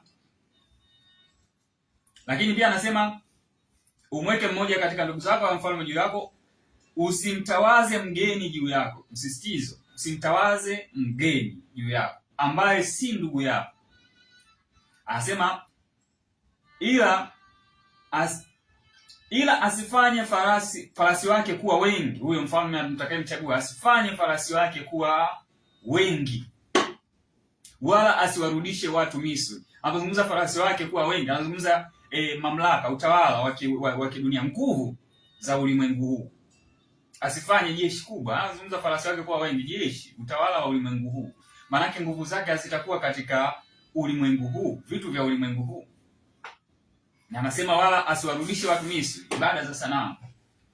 Anasema ili apate kufanya farasi kuwa wengi. Kwa kuwa Bwana amewaambia tangu sasa msirudie tena njia ile ya kuelekea wapi? Misri. Wala asijizidishie wake anasa za ulimwengu huu, ili moyo wake usikengeuke. Asijizidishie wake ili moyo wake usikengeuke. Anasema wala asifanye fedha zake na dhahabu kuwa nyingi mno. Mora asifanye fedha na dhahabu kuwa nyingi mno. Asitumainie mali za ulimwengu huu, kwa sababu hicho sio focus ya ufalme wa Mungu. Lakini watawala wa ulimwengu huu ni kuzidisha mali, na hata hawa watumishi wa saizi ambao wanajifananisha na ulimwengu huu wanataka kufanya mali yao iwe nyingi. Yaani hilo ndio lengo lao kubwa. Lakini mawazo ya Mungu yanasema kwamba asifanye fedha zake na dhahabu kuwa nyingi. Anasema tena na iwe zamani aketipo juu ya kiti cha ufalme wake, ajiandikie nakala ya Torati hii katika chuo. Msingi huo wa huyu mfalme awe mwalimu. Awe mwalimu wa Torati. Anasema kufuata hicho kilicho mbele ya makuhani Walawi. Kwa hiyo awe mwalimu, na anasema afuate hicho kilicho mbele ya makuhani Walawi, na awe nayo, asome humo siku zote atakazoishi. Mtu aliyejua neno, aliyejifunza neno, asome siku zote, akae katika neno. Akae katika neno. Anasema ili apate kujifunza kumcha Bwana Mungu wake, ayashike maneno yote ya Torati hii na amri hizi kwa kuyafanya. Yaani ashike kwa kuyafanya. Moyo wake usije ukainuliwa juu ya ndugu zake, wala asikengeuke katika maagizo kwa mkono wa kuume wala wa kushoto, ili apate kuzifanya siku zake kuwa nyingi katika ufalme wake, yeye na wanawe katikati ya Israeli. Kwa hiyo unaona sifa ambazo Mungu anawapa wana wa Israeli, kwamba kama siku hata wakakengeuka wakasema tunataka mfalme, sifa zake ziwe hizo. Awe ni mtu anayejua Mungu, awe ni mcha Mungu, asiwe mtu anayependa fedha za aibu, mapato ya aibu. Asitamani fedha zake kwa nyingi. Anasema asipende, asije akaoa wake wengi wakaufanya moyo wake kuwa mgumu. Asije akawarudisha watu Misri. Anaonyesha ni sifa za mfalme mtumishi. Hizi ni sifa za mfalme mtumishi. Huyu sio mfalme wa ulimwengu huu. Huyu ni mfalme mtumishi, mtu ambaye hata kuwa na nguvu za kijeshi. Huyu ni mtu gani? Sio ufalme wa ulimwengu huu. Kwa hiyo ukiona hizi sifa sio sifa za ufalme wa ulimwengu huu. Kwa sababu anasema asiwe na farasi wengi. asifanye nguvu za kijeshi kuwa kubwa, awe amechaguliwa na Mungu, mmoja wao.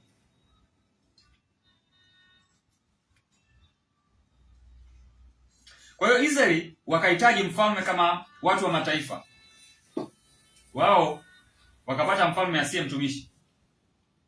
Mfalme wa kwanza tu wanakutana naye wanapata mfalme asiye mtumishi. Mfalme asiye mtumishi. Mungu aliwaambia, no, acheni, mimi nitakuwa ndio mfalme kwenu. Lakini wanasema hapana, tunahitaji mfalme. Mungu anamwambia Samueli, achana nao, hawajakukataa wewe, wamenikataa mimi, nisiwe kiongozi juu yao. Wanahitaji kuwa na mfalme kama watu wa mataifa. Wakaleta mfalme asiye mtumishi. Soma Samueli wa kwanza sura ya 8. Utaenda kusoma hizo habari, utamuona habari za Sauli. Hakuwa mfalme mtumishi. Utaona alichowafanya hao wana wa Israeli. Kwa hiyo Yesu Kristo ni mfalme mtumishi, alikuja ili kutumika na sio kutumikiwa. Sisi pia inatupasa kutumika pamoja na Kristo na sio kutumikiwa. Kwa hiyo sisi tunatumika pamoja na Kristo na sio kutumikiwa. Mtumishi sio Mungu mtu. Mtumishi ni mtumishi. Yaani kama jina lake lilivyo, mtumishi maana yake ni mtumishi, anawatumikia watu, sio Mungu mtu. Sio mtu ambaye anapaswa kufika hapo watu wote wapige magoti kwa ajili yake. Watu wengine wanainama, anatembea juu ya migongo ya watu. Watu wengine wanambeba juu ya kiti, juu. Anasema hawezi kukanyaga, ardhi imelaaniwa. Watu wanambeba juu. No, huyo sio mtumishi. Yaani ukishaona tu hizo sifa, hiyo ni red flag kwamba huyu sio mtumishi. Angalia Zaburi 110 mstari wa kwanza. Zaburi 110 mstari wa kwanza. Anasema, neno la Bwana kwa Bwana wangu. Anasema, uketi mkono wangu wa kuume hata niwafanyapo adui zako kuwa chini ya miguu yako. Bwana atainyosha toka Sayuni fimbo ya nguvu zako. Uwe na enzi kati ya adui zako. Watu wako wanajitoa kwa hiari siku za uwezo wako, kwa uzuri wa utakatifu. Tokea tumbo la asubuhi unao umande wa ujana wako. Bwana ameapa wala hata gairi, ndiwe kuhani hata milele kwa mfano wa Melkizedeki. Kwa hiyo anasema Bwana ameapa wala hata gairi, ndiwe kuhani hata milele kwa mfano wa Melkizedeki. Huyu ni Yesu Kristo, anasema ni kuhani milele kwa mfano wa Melkizedeki, ambaye ni mfalme mtumishi. Kuhani kwa mfano wa Melkizedeki. Yesu Kristo ni mfalme mtumishi ambaye ni kuhani, mfalme mtumishi ambaye ni kuhani.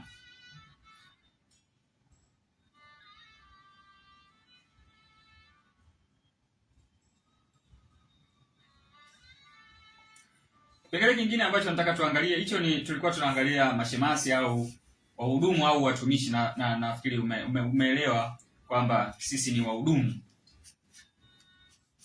wa Yesu Kristo. Wahudumu wa Yesu Kristo. Nataka tuangalie vipawa. Ya tafsiri hili neno vipawa, kwa sababu watu pia hawaelewi unaposema ana kipawa. Ni vitu ambavyo watu wanavifikiria kwa namna ya tofauti sana. Yaani unasema kipawa ni kitu gani? Yaani mtu haelewi kipawa hasa ni nini. Sema umevaa kipawa cha roho, haelewi kipawa ni nini. Yaani ni changamoto kubwa sana, na ndio maana ufanyaji wa huduma unakuwa ni mgumu sana, kwa sababu watu hawaelewi hizi kalama ni kitu gani, vipawa ni kitu gani. Kwa hiyo nataka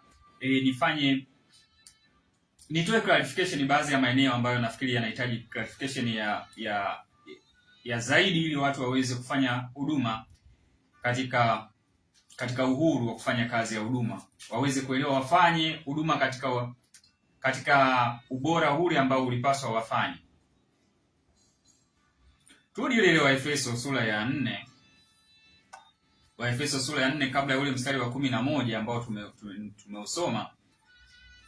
kabla ya ule mstari wa 11 ambao tumeusoma, ambao tulikuwa tunaangalia vipawa: mitume,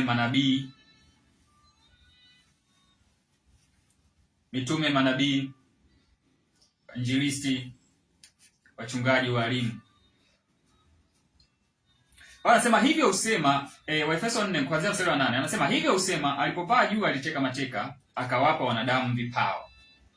Basi neno hilo alipaa, maana yake nini kama sio kusema kwamba yeye naye alishuka mpaka pande zilizo chini ya nchi?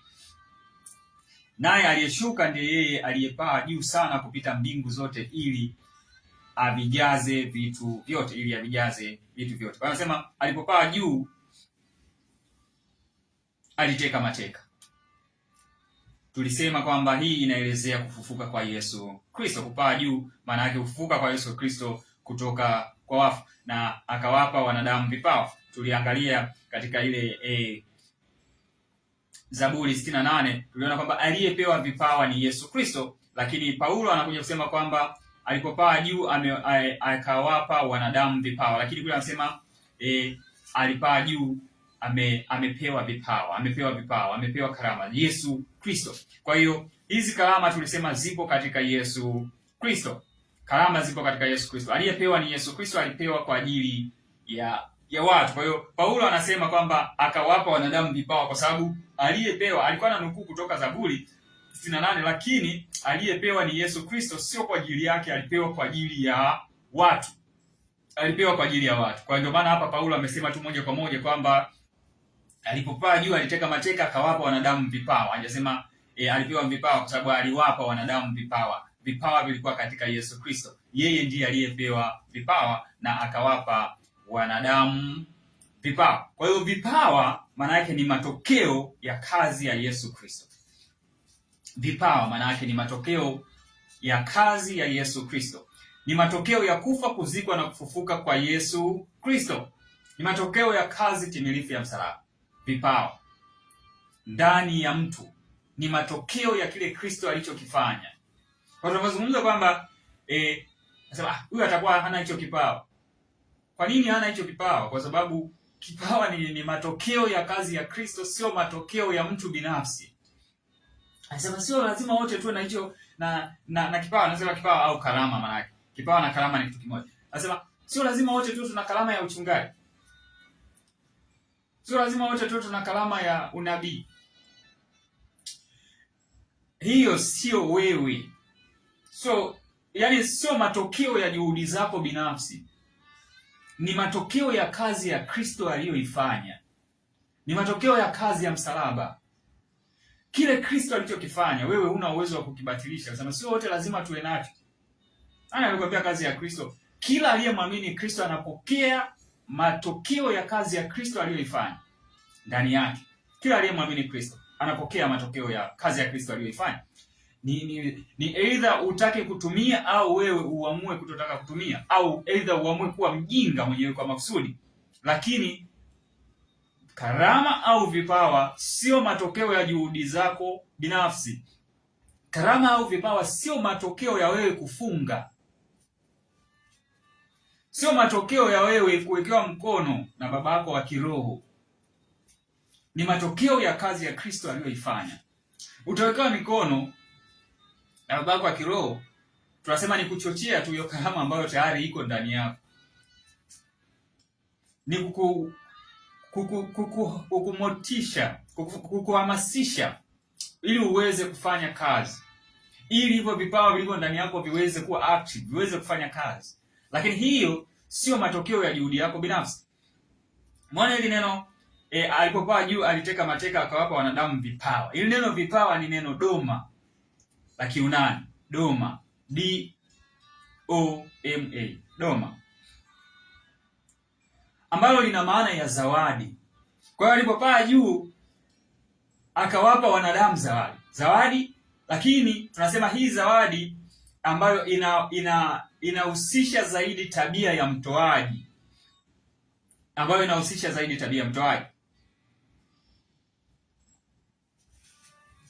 Aliyetoa ametoa kwa sababu ni tabia yake. Hajatoa ili aweze kupata kitu chochote.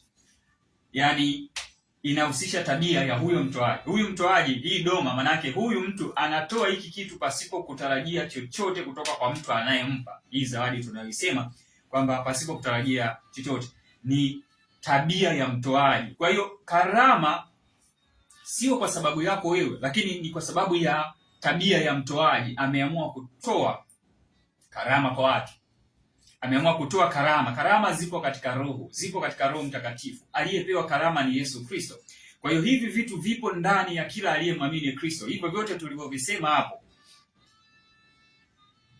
mtume, nabii, mwinjilisti, mchungaji na mwalimu, ni tabia ya Kristo. Amewapa watu wote waliomwamini kama zawadi. Kwa hiyo vitu vipo ndani yao. Hao watu wote walioamini wanaweza kuvifanya hivyo vitu vyote, vipo ndani walioamini. Angalia Wakorintho wa kwanza 1:7. Wakorintho wa kwanza 1:7. Wakorintho wa kwanza 1:7. Wao wanasema hata hamkupungukiwa na karama yoyote. Hamkupungukiwa na karama yoyote, mkikutazamia sana kufunuliwa kwake Bwana wetu Yesu Kristo. Doma, hii karama ni neno doma. Hamkupungukiwa na karama yoyote, hamkupungukiwa na kipawa chochote, hamkupungukiwa na kipawa chochote, hamkupungukiwa na karama yoyote. Kanisa la Korintho anawaambia kwamba hawana upungufu wa karama. Yaani hakuna mtu ambaye ana upungufu wa karama ndani yake. Hauna upungufu wa karama, hauna upungufu kwamba mimi na karama moja tu. Hakuna muamini mwenye upungufu wa karama. Una upungufu wa maarifa. Hiyo ndio changamoto kubwa iliyopo. Yaani hauna upungufu wa karama, ile una upungufu wa maarifa, hasa ya namna ya kuweza kuzitumia hizo karama, lakini zote ziko ndani yako. Hamjapungukiwa na karama yoyote. Useme mimi Mungu hajaniita kuwa mwalimu. Nyie mlioitwa kuwa walimu endeleeni. Mimi siwezi kabisa kufanya hivyo. Nasema soma mistari zaidi ya 100 kwenye ibada moja. Mimi siwezi. Hiyo mnaweza walimu. No. Haujapungukiwa na karama, lakini wewe mwenyewe unaweza kuamua karama gani iwe active na ipi iwe dormant. Kwa nini imekuwa dormant? Kwa sababu hauifanyii kazi, hauifanyii mazoezi. Ni wewe mwenyewe umeamua. Unasema mimi sio nabii, siwezi kufanya unabii. Ni wewe umeamua kuwa dormant katika hilo eneo. Unasema mimi ni mwalimu tu, umeamua kuwa active katika eneo hilo, lakini hakuna mtu mwenye upungufu wa karama yoyote ile. Unazo karama zote ndani yako. Unapaswa kuzitumia zote ndani yako. Karama zinatumika kulingana na uhitaji. Kwa hiyo ukiwa wewe unaitumia tu karama moja, maana yake utawanyima hao unaowahudumia kuenjoy kile Kristo alichofanya kupitia wewe, kwa sababu tumesema tunatumika pamoja na Kristo.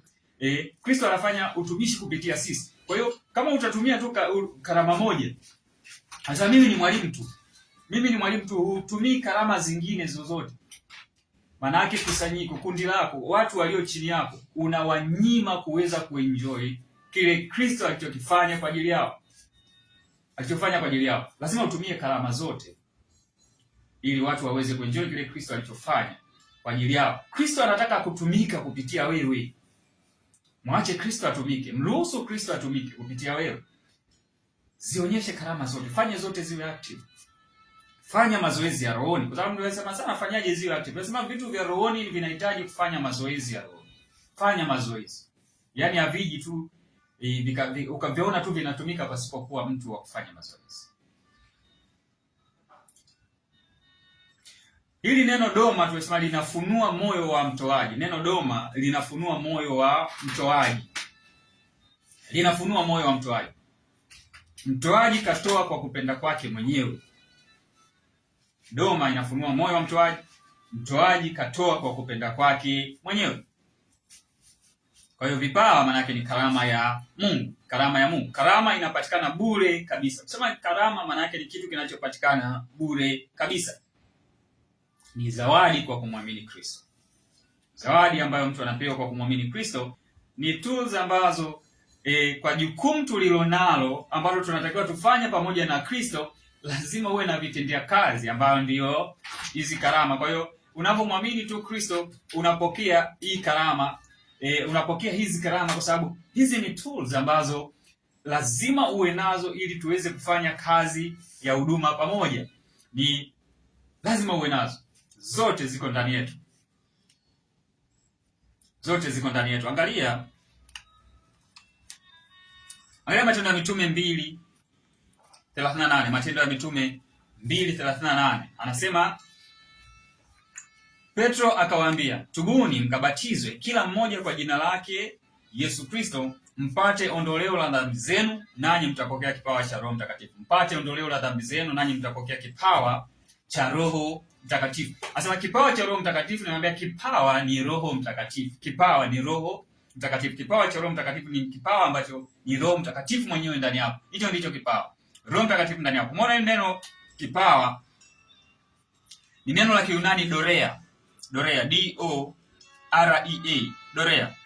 Dorea lina maana ya zawadi au kitu kinachotolewa bure kabisa. Dorea ni zawadi au kitu kinachotolewa bure kabisa.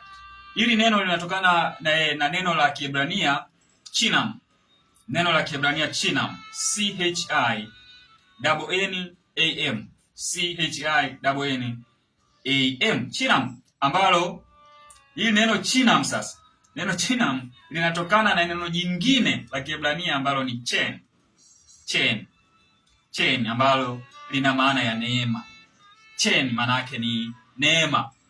Neno maarufu hili, kama wewe ni mwalimu wa neno la Mungu, neno chen najua ni neno maarufu hapo ambalo lina maana ya neema.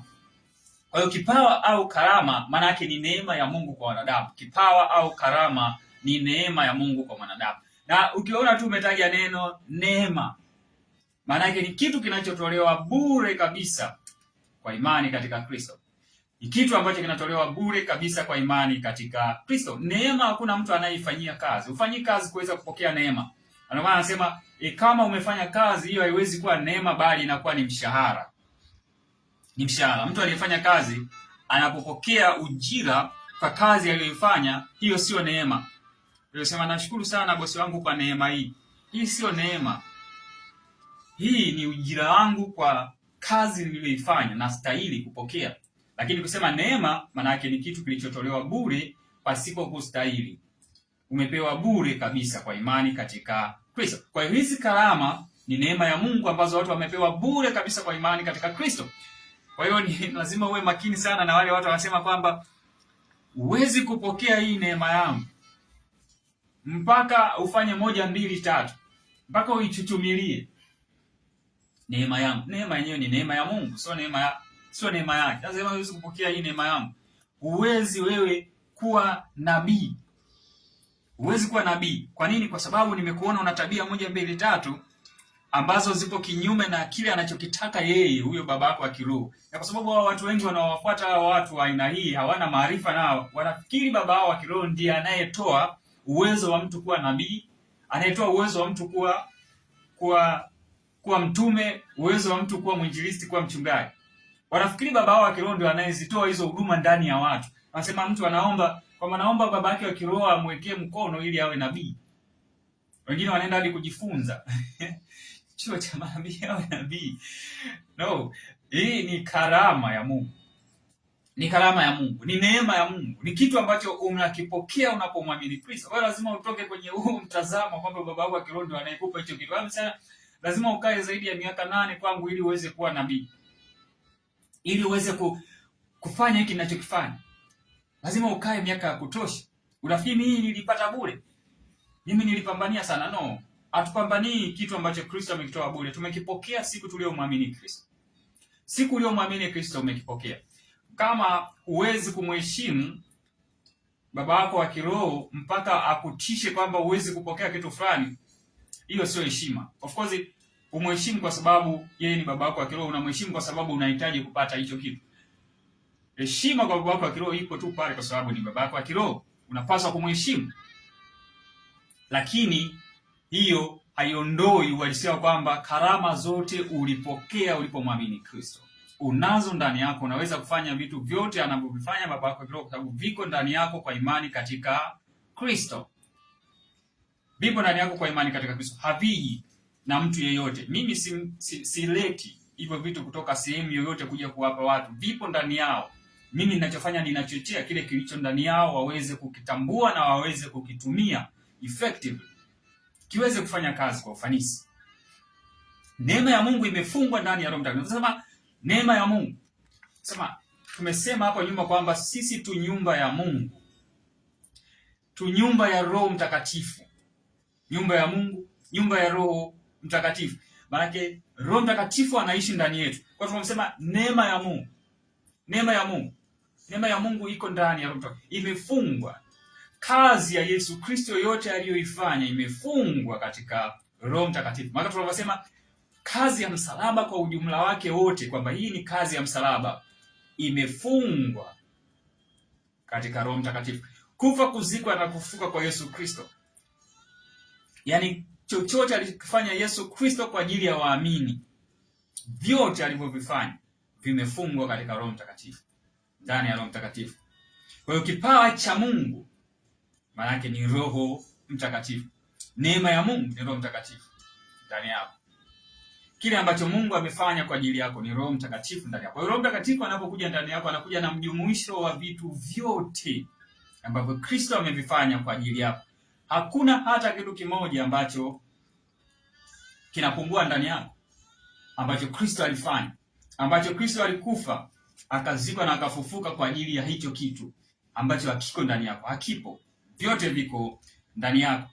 Kwa hiyo ni lazima, unapaswa kujua hivi vitu, kwamba hivi vitu vyote viko ndani yako, ili usiwe mateka wa watu, lakini pia ili usishindwe kuzitumia hizi karama ambazo ziko ndani yako, au kitu ambacho Kristo amekifanya kwa ajili yako. Lazima waamini hawajapungukiwa na kitu chochote, wamepungukiwa na maarifa. Na haya ndio walikuwa maombi ya Paulo siku zote kwa makanisa yake yote, wajue. Kwa nini? Kwa sababu vyote wanavyovihitaji katika maisha haya ya waamini viko ndani yao, lakini wanapaswa kujua. Hawana maarifa sahihi ya kwamba chochote wanachokihitaji kiko ndani yao, lakini hawajui.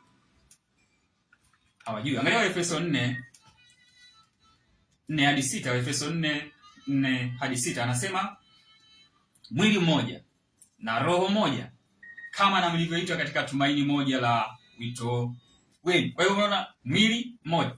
Aiwa, mtu anasema anakula mkate, anakula mkate, anasema anakula mwili wa Kristo. Anakula mkate na chemikola au divai ya Dodoma wine. Anasema anakunywa damu ya Yesu, anakula mwili wa Kristo. Lakini wewe na Kristo ni mwili mmoja. Wewe pia ni mwili wa Kristo. Wewe ndio huo mwili wa Kristo. Kwa hiyo hivyo vitu ambavyo watu wanafanya ni vitu vya kijinga ambavyo havina mantiki yoyote. Wanakula mwili wa Kristo. Unakula mwili wa Kristo kwa kunywa machemikola. Yesu alikuwa anazungumza kuhusu imani. Sio saizi kula haya machemikola kwamba najifananisha na kula mwili wa Kristo. Wewe umekuwa mwili wa Kristo. Wewe ni sehemu ya mwili wa Kristo. Kwa hiyo unakulaje huu mwili wa Kristo? Kutokea wapi? Wewe ndio mwili wa Kristo. Kwa hiyo anasema mwili mmoja, roho mmoja, kama mlivyoitwa katika tumaini moja la wito wenu. Kwa hiyo anasema watu wote, waamini wote ni mwili mmoja wa Kristo. Waamini wote wana roho mmoja. Waamini wote wameitwa katika tumaini moja la wito. Tuna wito mmoja. Wote tumeitwa katika wito mmoja. Na anasema Bwana mmoja, imani moja, Bwana mmoja ambaye ni Yesu Kristo, imani moja, imani yetu moja, ubatizo mmoja, ubatizo wetu mmoja, ubatizo katika Roho Mtakatifu. Na anasema Mungu mmoja, naye ni Baba wa wote, aliye juu ya yote na katika yote na ndani ya yote. Kwa hiyo umeona hivi vitu vyote ni mmoja. Hakuna mtu mwenye Roho Mtakatifu tofauti na mwenzie. Hakuna mtu mwenye Bwana tofauti na mwingine, kama wote tumeamini katika Kristo. Kwa hiyo wote walioamini katika Kristo, umeona hii umoja uliopo, moja, tumaini la wito mmoja. Unasema kila mtu ana wito wake. Wote tuna wito mmoja kulingana na maandiko. Wewe sema una wito wako umetoa wapi? Maana wito wako utakuwa ni nje au wito mmoja ambao watu wote wameitwa katika wito mmoja. Ukisema wewe una roho nyingine, una roho yani ukaonyesha wewe una roho tofauti na wengine, hauna huyu roho mmoja ambayo wote tumepewa huyu Roho Mtakatifu mmoja. Ukajiona kwamba wewe una roho fulani, yani kwamba wewe ni tofauti, unatembea kama unadunda. Unajua wale watu wanaona kama wao Roho Mtakatifu wao ni tofauti na watu wengine wana Roho Mtakatifu kawini kajuni kadogo. Mimi na Roho Mtakatifu mkubwa. Yaani wewe anapotembea, the way anapoongea, yani anajiona. Kwa nini unafikiri hawa watu wanapigiwa magoti? Ni kwa sababu wanafikiri Roho Mtakatifu aliyo ndani yao ni tofauti na hawa watu wengine. Wanafikiri wito wao ni tofauti na wito wa watu wengine. Wanafikiri wao ubatizo wao ni tofauti na ubatizo wa watu wengine. Imani yao wanafikiri ni tofauti na imani ya watu wengine. Yaani wao wanajiona kila kitu, wao wako juu ya watu wote. Hiyo ndio changamoto kubwa. Na maana unaona tuna watumishi wengi wa ajabu ajabu. Hizo wanapobehave, wanapoongea, wanapotembea, wanavyohusiana na watu, kwa sababu hawajui kwamba wao ni wito mmoja na watu wote wako katika level moja au katika level moja. Yaani una tofauti yoyote na mtu yeyote ule. Ni tofauti yangu mimi, nimefanya juhudi katika kujifunza neno la Mungu na ninafanya kazi ya huduma. Wewe ni mwamini mwingine ambaye umeamua bado hujafanya tu kazi ya huduma, lakini sio kwamba tuna roho tofauti ndani yetu. Tuna roho mmoja. Na roho moja. Kwa hiyo hakuna mwamini aliye juu ya mwamini mwingine kwa sababu ya aina yoyote ile. Hakuna aliye juu ya mwingine. Tunatofautiana tu katika kufanya kazi ya huduma. Tuna roho mmoja wote, mwili mmoja wote, Bwana mmoja, Mungu mmoja. Mwito wetu wote ni mmoja. Hakuna mwenye wito wa kipekee. Kwa hiyo sema mimi bwana nimeitwa kuwafanya watu mabilionea. No, huo wito umeutoa wapi? Tuna wito wote mmoja. Yaani kwa nini unasema mimi na wito wangu wa kufanya miracle money. Huu ni wito wangu mimi, jina langu umeutoa wapi? Haujautoa katika Kristo. Yaani wewe una wito wa miracle money, umeutoa wapi? Kitu ambacho kiko kinyume kwanza na sheria ya nchi. Mungu hafanyi vitu kama hivyo. Kwa sababu miracle money, kama kweli Mungu anakuwa na print fedha zingine kutoka mbinguni anawapa watu, maana yake yuko kinyume na sheria ya nchi. Nchi ndio pekee yenye mamlaka ya kuprint fedha. Lakini ikitokea kwamba kuna mhubiri yeye anaweza kuzalisha fedha kutoka hewani, maana yake yuko kinyume na sheria ya nchi, na Mungu hawezi kuwa mvunjaji wa sheria za watu walizojiwekea. Kama Mungu anavunja katiba ya nchi ili awape watu ila no. Hivyo vitu ni uhuni wa watu. Hakuna wito wa aina hiyo. Hakuna wito wa aina. Tuna wito mmoja wote, tunafanya huduma wote mmoja. Unless kwamba huyu mtu hajaelewa yeye ameitwa kufanya nini na wasome neno la Mungu. Waefeso 2 tulisoma mstari wa 18, anasema kwa maana Waefeso 2:18 anasema kwa maana kwa yeye sisi sote tumepata njia ya kumkaribia Baba katika roho mmoja. Kwa hiyo tumemkaribia Baba kwa roho mmoja. Na wala ujielewe hivi vitu.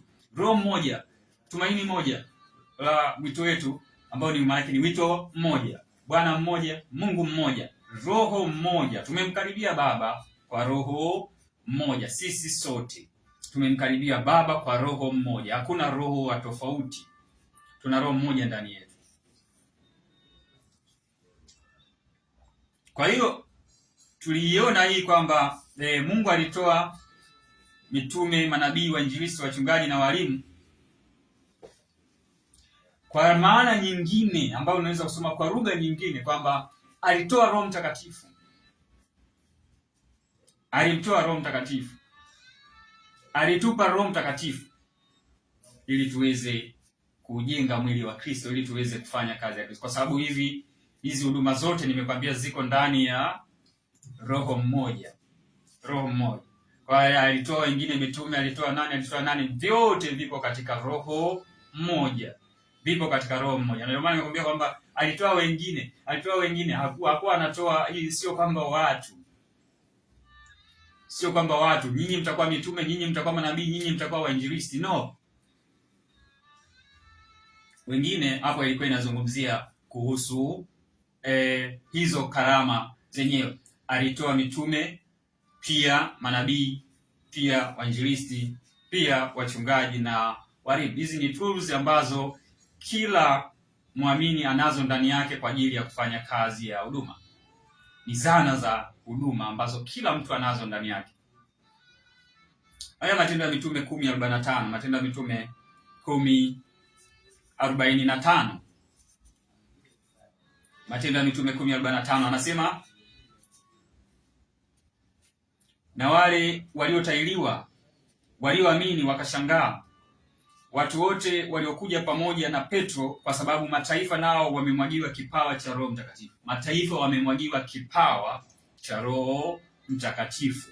Kwa hiyo nimwambia kipawa ndio huyo Roho Mtakatifu. Mataifa wamemwagiwa kipawa ambacho ni Roho Mtakatifu. Karama, nimwambia kipawa ndio hiyo karama, neema, Roho Mtakatifu ndani ya waamini. Kwa hiyo Roho Mtakatifu ndio mjumuisho wa kila kitu ambacho unakitaka wewe katika maisha yako ya huduma.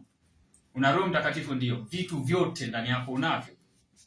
Wewe usianze kutafuta, maana nasema unafunga, unamwomba Mungu akupe karama ya unabii. Unayo tayari ndani yako. Kama unafunga na kuomba, funga na kuomba uweze kudhihirisha hicho kitu kilicho ndani yako, lakini sio kwamba Mungu akupe. Mungu amekupa. Funga na kuomba uweze kupata hekima, uweze kupata maarifa sahihi, nini cha kufanya ili vitu viweze kumanifest kwako na kuweza kuona vikifanya kazi. Lakini sio Mungu akupe. Unavyo tayari. Unavyo tayari. Usiombe kitu ambacho unachotaka. Naona maombi watu wanasema tuna maombi ya kumuomba Roho Mtakatifu. Namuomba Roho Mtakatifu. Naomba Roho Mtakatifu aje. Unaona ile watu wanaimba wanasema Roho wa mbinguni uje kwetu sasa. Fanye makazi yako ndani ya kanisa. Hili ni kanisa gani ambalo halina Roho Mtakatifu, ambalo mnaliomba Roho aje afanye makazi ndani ya kanisa? Maanake hawa ni watu ambao hawajaamini bado, kwa sababu kama hajafanya makazi, kwa sababu sisi ni nyumba ya Roho. Alafu wanasema tunakuomba Roho shuka. Roho shuka. Watu wanaomba shuka Bwana, usituache peke yetu. Hawa ni watu ambao bado hawajaelewa Roho Mtakatifu ndani yao. Hicho ndicho kipawa chenyewe. Ndio kipawa chenyewe. Kwa hiyo watu, ukiwa na Roho Mtakatifu una vitu vyote. Angalia Wakorintho wa pili 9:15. Wakorintho wa pili 9:15 anasema, Wakorintho wa pili 9:15 anasema, Mungu ashukuriwe kwa sababu ya kipawa chake tusichoweza kukisifu kama ipasavyo. Kwa hiyo Mungu anashukuriwa kwa sababu ya kipawa chake, ambapo wao wanasema ambacho hatuwezi kukisifu kama ipasavyo, kwa namna ya vitu kilivyobeba hicho kipawa, ambao anazungumzia Roho Mtakatifu. Hapa hatuwezi kushukuru kukisifu kama ipasavyo. Yaani hizi sifa unazoweza kusema hauwezi ukasifu kama ipasavyo, kwa sababu yani kuna vitu ambavyo hata huwezi, yani kuna vitu hata ufahamu wako bado hauvielewi, ambavyo Roho Mtakatifu anaweza kufanya kupitia wewe. Roho Mtakatifu anaweza kufanya kupitia wewe. Kipawa ni Roho Mtakatifu. Kuna vitu ambavyo ufahamu wako hauwezi kucomprehend kwamba Roho Mtakatifu anaweza kufanya nini kupitia wewe. Anaweza kufanya nini kupitia. Ndio nasema hatuwezi kukisifu kama ipasavyo. Sababu gani? Kuna vitu ambavyo viko nje ya ufahamu ambavyo Roho Mtakatifu anaweza kuvifanya, na wewe unaweza kuvifanya, na viko ndani yako lakini uvielewe. Kwa hiyo kipawa cha Mungu maana yake ni Yesu Kristo mwenyewe. Kipawa cha Mungu ni Yesu Kristo mwenyewe. Yesu Kristo mwenyewe. Anasema, angalia Waefeso 3:7. Waefeso 3:7. Waefeso 3:7 anasema, Injili hiyo ambayo nalifanywa mhudumu wake kwa kadiri ya kipawa cha neema ya Mungu niliyopewa kwa kadiri ya utendaji wa uweza wake. Kwa hiyo unaona anasema kipawa cha neema ya Mungu, kipawa cha neema ya Mungu. Lakini sisi hivi sio vitu viwili, kwamba kipawa cha neema ya Mungu, maana yake kipawa na neema ya Mungu ni kitu kimoja. Maana anasema kipawa cha Mungu maana yake ni neema ya Mungu kwetu. Kipawa cha Mungu ni neema ya Mungu kwetu. Kwa hiyo kipawa na neema sio vitu viwili tofauti. Kipawa cha Mungu, neema ya Mungu kwetu, kitu kimoja. Kwa hiyo neema ya Mungu ndio kipawa cha Mungu ndani yetu, ambao tumepokea bure kwa imani katika Kristo. Kwa hiyo ni mwito wangu kwamba, na naleta msisitizo sana kwa sababu ninaelewa, nilikuwa huko, tutoke katika huu mtazamo wa kufikiri kwamba hizi huduma ni za watu fulani special na watu hawafanyi kazi ya huduma. Sio za watu fulani special, ni za watu wote waliomwamini Kristo. Kwa sababu anayetoa mtoaji ni Mungu. Na Mungu tunasema amevifunga hivi vitu vyote katika Roho Mtakatifu. Kwa hiyo Roho Mtakatifu haji kwako na vitu nusu kwamba hivi vitu vingine utakuja kuvipata baadaye. No. Roho Mtakatifu ndani yako amekuja amekamilika. Ana vitu vyote ndani yako. kwa sababu viko ndani yake, viko ndani yako wewe. Ana vitu vyote, haviji nusu nusu. Unusu nusu uko katika maarifa, na ndio hiki ninachokifanya hapa, ili uweze kuondoa unusu nusu na kuelewa kwamba hizi karama zote ziko ndani yako. Karama zote ziko ndani yako. Kwa hiyo utaona hivi vitu, karama, neema, kipawa, vinatumika interchangeably katika neno la Mungu, lakini vyote vinamaanisha kitu kimoja. Kwa hiyo karama, kipawa, neema ya Mungu, vyote vinamaanisha kitu kimoja.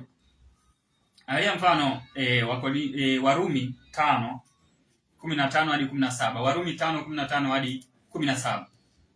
Warumi 5:15 hadi 17 anasema lakini karama ile haikuwa kama lile kosa. Karama ile haikuwa kama lile kosa. Kwa maana ikiwa kwa kukosa kwake yule mmoja wengi walikufa, zaidi sana neema ya Mungu na kipawa, mwana karama na kipawa kilicho katika neema yake mwanadamu mmoja Yesu Kristo, kimezidi kwa ajili ya wale wengi. Wala kadiri ya yule mtu mmoja aliyefanya dhambi, si kadiri ya kile kipawa. Kwa maana hukumu ilikuja kwa njia ya mtu mmoja ikaleta adhabu, bali karama ya neema ilikuja kwa ajili ya makosa mengi ikaleta kuhesabiwa haki. Kwa maana ikiwa kwa kukosa kwake mtu mmoja mauti ilitawala kwa sababu ya yule mmoja, zaidi sana wale wapokeao wingi wa neema na kile kipawa cha haki watatawala katika uzima kwa yule mmoja Yesu Kristo. Kwa unaona hapa kuna haya maneno wametumia: karama, kipawa, neema. Karama, kipawa, neema.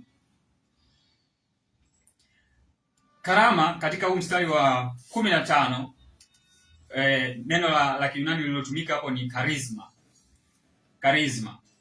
CHARISMA. Charisma. Charisma ambao lina maana ya upendeleo ambao mtu asiyestahili anapewa. Charisma. Charisma maana yake ni neema ya Mungu. Charisma ni neema ya Mungu. Ni neema ya Mungu. Kwa hiyo karama, charisma ni neema ya Mungu. Lakini hili neno kipawa katika mstari wa 16 ambao ametumia neno kipawa ni neno la Kiyunani dorema. Dorema. DOREMA.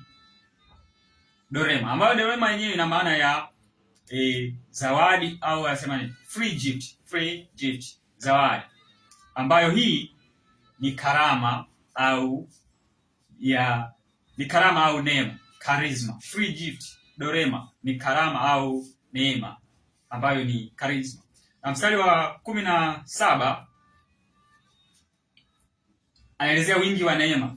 Ametumia neno charis. Neno charis. CHARIS. Charis. Neno la Kiyunani charis ambalo lina maana ile ile ya upendeleo kwa mtu asiyestahili, kwa mtu asiyestahili, ambao ni neema. Ambao ni neema. Na kipawa tena katika neno lingine mstari wa 17 ambalo ametumia kipawa ni neno dorea. Neno la Kiyunani dorea. Kwa hiyo unaona kuna maneno ya Kiyunani hapa ametumia charisma, charis, dorea. Ambao tulielezea pale juu, dorea linahusiana zaidi na dhamiri ya mtoaji. Mungu anatoa karama pasipo kutarajia kupata chochote kutoka kwa aliyepewa.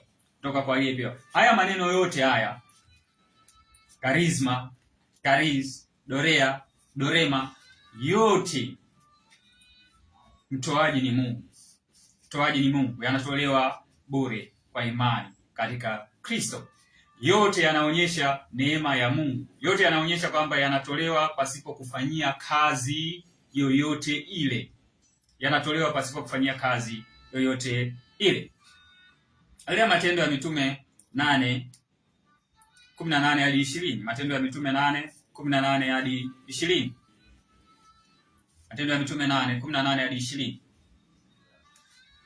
Kuna mtu mmoja hapa ambaye nataka umuone. Huyu ni mtu wa kwanza kuanza kununua karama za Mungu. Ni mtu wa kwanza kuanza kununua karama za Mungu. Unaona hawa watu wote hawa ambao wanauza upako, wanauza karama za Mungu, master wao ni huyu jamaa. Matendo ya Mitume 8:18 hadi 20. Hao watu wote wanaweka kiingilio cha kumuona nabii, sadaka ya kinabii. Wote master wao ni huyu jamaa. Matendo ya Mitume 8:18 hadi 20. Anasema hivi: hata Simoni alipoona ya kuwa watu wanapewa Roho Mtakatifu kwa kuwekewa mikono ya mitume, akataka kuwapa fedha, akisema, nipeni na mimi uwezo huu, ili kila mtu nitakayemwekea mikono yangu apokee Roho Mtakatifu. Lakini Petro akamwambia, fedha yako na ipotelee mbali pamoja nawe, kwa kuwa umedhani ya kuwa karama ya Mungu yapatikana kwa mali. Umedhani ya kuwa karama ya Mungu yapatikana kwa mali. Kwa hiyo umeona, huyu ni tunasema huyu ni Simoni mchawi. Ukisoma vile habari, huyu jamaa alikuwa ni mchawi. Baada ya kukutana na Filipo akihubiri, watu wote wakamuama, na huyu jamaa naye alipoona sasa huyu, kilichompeleka ilikuwa sio kwamba hasa alikuwa anahitaji kuokolewa, lakini aliona kwamba uchawi wake hauna maana, na anataka huu uchawi wa Filipo, kwamba huu uchawi wa Filipo ni mkubwa kuliko huu uchawi wangu mimi. Kwa hiyo afanya nini? Anasema watu kwanza walileta uchawi wao wote wakachoma, na wanaonyesha thamani ya uchawi ambao walichoma ulikuwa ni thamani kubwa sana. Manake mavitabu ambao walikuwa wamechoma, mavitabu ya uchawi na nini, walichoma uchawi mkubwa sana. Huyu jamaa alikosa soko, kwa sababu mwanzoni Simoni mchawi watu wote walikuwa wanamuona kama ndio Mungu wa hilo eneo, kwamba yeye atakachosema amesema. Lakini Filipo alipotokea, watu wakasema no, huyu ni zaidi ya Simoni mchawi. Yeye mwenyewe akaona kwamba amepoteza ule ushawishi kwa watu. Kwa hiyo akaenda kwa wale jamaa akasema, sasa jamani, chukueni fedha, nipeni hicho mlicho nacho, ili sasa na mimi nikianza kuwawekea watu mikono wapokee Roho Mtakatifu. Wapokee Roho Mtakatifu. Kwa hiyo Petro anamwambia huyu jamaa, potelea mbali na hela yako, kwa sababu umefikiri karama ya Mungu yapatikana kwa mali. Kwamba karama ya Mungu haipatikani kwa mali. Huwezi kununua kitu chochote cha Mungu. Huwezi kutoa sadaka inayouma ili uweze kupokea chochote kutoka kwa Mungu, kwa sababu kitu kinachotolewa na Mungu, vitu vyote anavyovitoa Mungu anavitoa bure. Anavitoa bure. Huwezi kujimaliza ili uweze kupata kitu chochote kutoka kwa Mungu. Haiwezekani. Mungu anatoa bure. Huwezi kupanda mbegu ili upokee chochote kutoka kwa Mungu. Mungu anatoa bure. Yaani ukiona umefanya kazi ili uweze kupokea chochote kutoka kwa Mungu, hakitokani na Mungu. Hakitokani na Mungu. Kwamba sijui kuna sadaka, kiingilio cha kumuona nabii ili aweze kuona matatizo yako. Haitokani na Mungu. Yaani Mungu gani ambaye anakuchajisha hela ili aweze kumuonyesha nabii changamoto zako? Huyo sio Mungu tunayemfahamu. Sio Mungu wa Bwana wetu Yesu Kristo. Huyo ni Mungu mwingine. Kwa hiyo vitu vya Mungu ni bure kabisa. Kwa hiyo hawa watu wote unaowaona leo wameweka price tag kwenye huduma, hawa watu master wao ni Simoni mchawi, na vitu wanavyovifanya havitokani na Mungu. Sio Mungu ambaye amewaagiza wafanye hivyo vitu. Huo sio utendaji kazi wa huduma. Na ndio maana sasa watu wengi wameamua kukimbilia kwenye huduma, wanafikiri huduma ni escape road kutoka kwenye umaskini. Yaani kwamba watu walioshindwa vitu vingine vya kufanya, sasa wanaona hapa nifanyaje, hapa ngoja nikimbilie kwenye huduma naweza nikatoboa. No. Huduma sio escape road ya umaskini.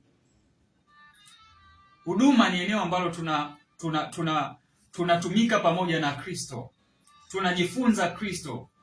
Tunaelezea kazi ya Kristo aliyoifanya kwa watu. Huduma ni kwa ajili ya kuwafanya watu wasamehewe dhambi zao, waweze kupokea msamaha wa dhambi, na waweze kufanya kazi ya huduma. Nao pia waende, tunasema kazi ya huduma, nao pia waende wakawahubirie watu wengine waweze kupokea msamaha wa dhambi, na waweze kuja katika ufalme wa Mungu. Lakini watu wengine wamefikiri huduma ni escape road ya umaskini. Escape road ya umaskini. Na ndio maana sasa hizi utakuwa una hela, unafanya huduma. Yaani kama mtu amekuja kufanya huduma ili aweze kupata hela, ni mtu mjinga kuliko watu wote, kwa sababu kuna watu hawafanyi huduma na wana hela nyingi. Kwa nini utumie Biblia kupata hela? Kwa nini utumie Biblia kupata hela? Wekeza kama watu wengine wafanya. Hatujaja kufanya huduma ili tuweze kupata hela. Njia za kupata hela tunazifahamu. Fanya uwekezaji sokoni kama watu wengine ambao wanafanya. Tumia mbinu za soko zilivyo. Watu mambo mengine wanayofanya kupata hela, utapata hela. Lakini ukija kwa Kristo, njoo ukiwa na mtazamo sahihi. Usije huku kutoboa kwamba nimekuja huko, huyu utachelewa sana kutoboa kwa aina ya injili unayohubiri. Sikuja kutoboa. kabisa. Kwanza sikufikiria kama kuna hela kwenye huduma. Ni vile tu unapokuja katika huduma unaanza kukutana na watu waovu ambao wanakufanya uanze kufikiria kwamba huduma ni eneo la kupata hela. Lakini huduma sio eneo la kupata hela, na watu wote wenye mtazamo huo kama nafikiri huduma ni eneo la kupata hela, wana mtazamo mwovu, sio mtazamo wa Mungu. Sio mtumishi mwaminifu, sio mhudumu mwaminifu kama Paulo anaposema kwamba kuwa mhudumu mwaminifu. Mhudumu mwaminifu anasema asiwe mtu wa kupenda fedha, asiwe mtu wa kupenda mapato ya aibu. Mapato ya aibu ni hayo ya price tag kwenye huduma. Mweka price tag kwenye huduma. Hayo ni mapato ya aibu.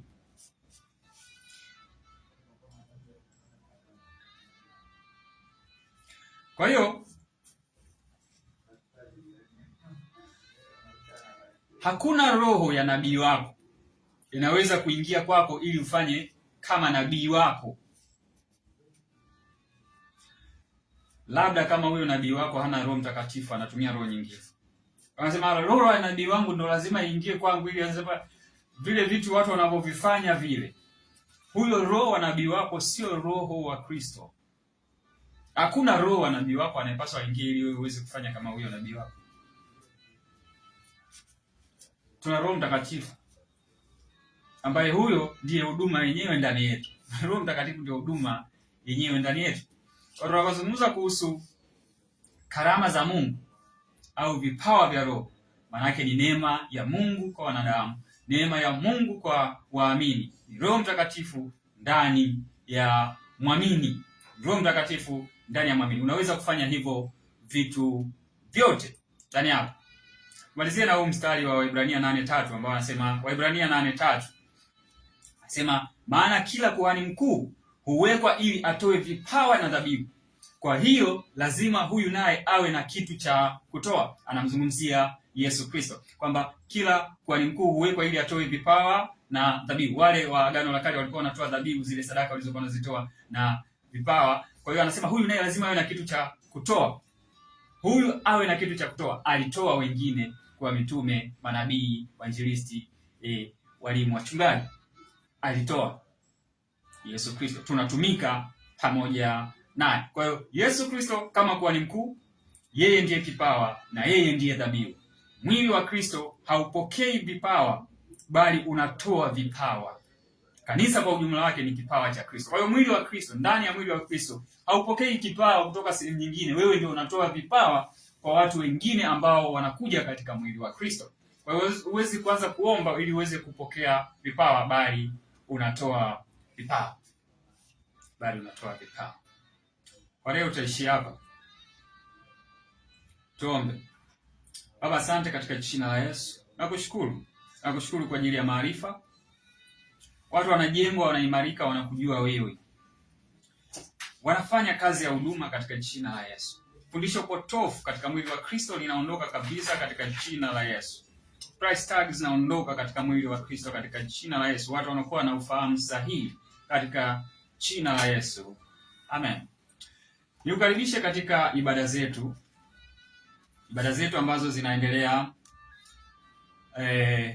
Tuna makusanyiko mawili, Bweni Masite ambako niko mimi Pastor Shadrack Rugala, lakini pia Bunju B katika ukumbi wa Royal Plaza ambako utakutana na Pastor Robert Mwaisaka.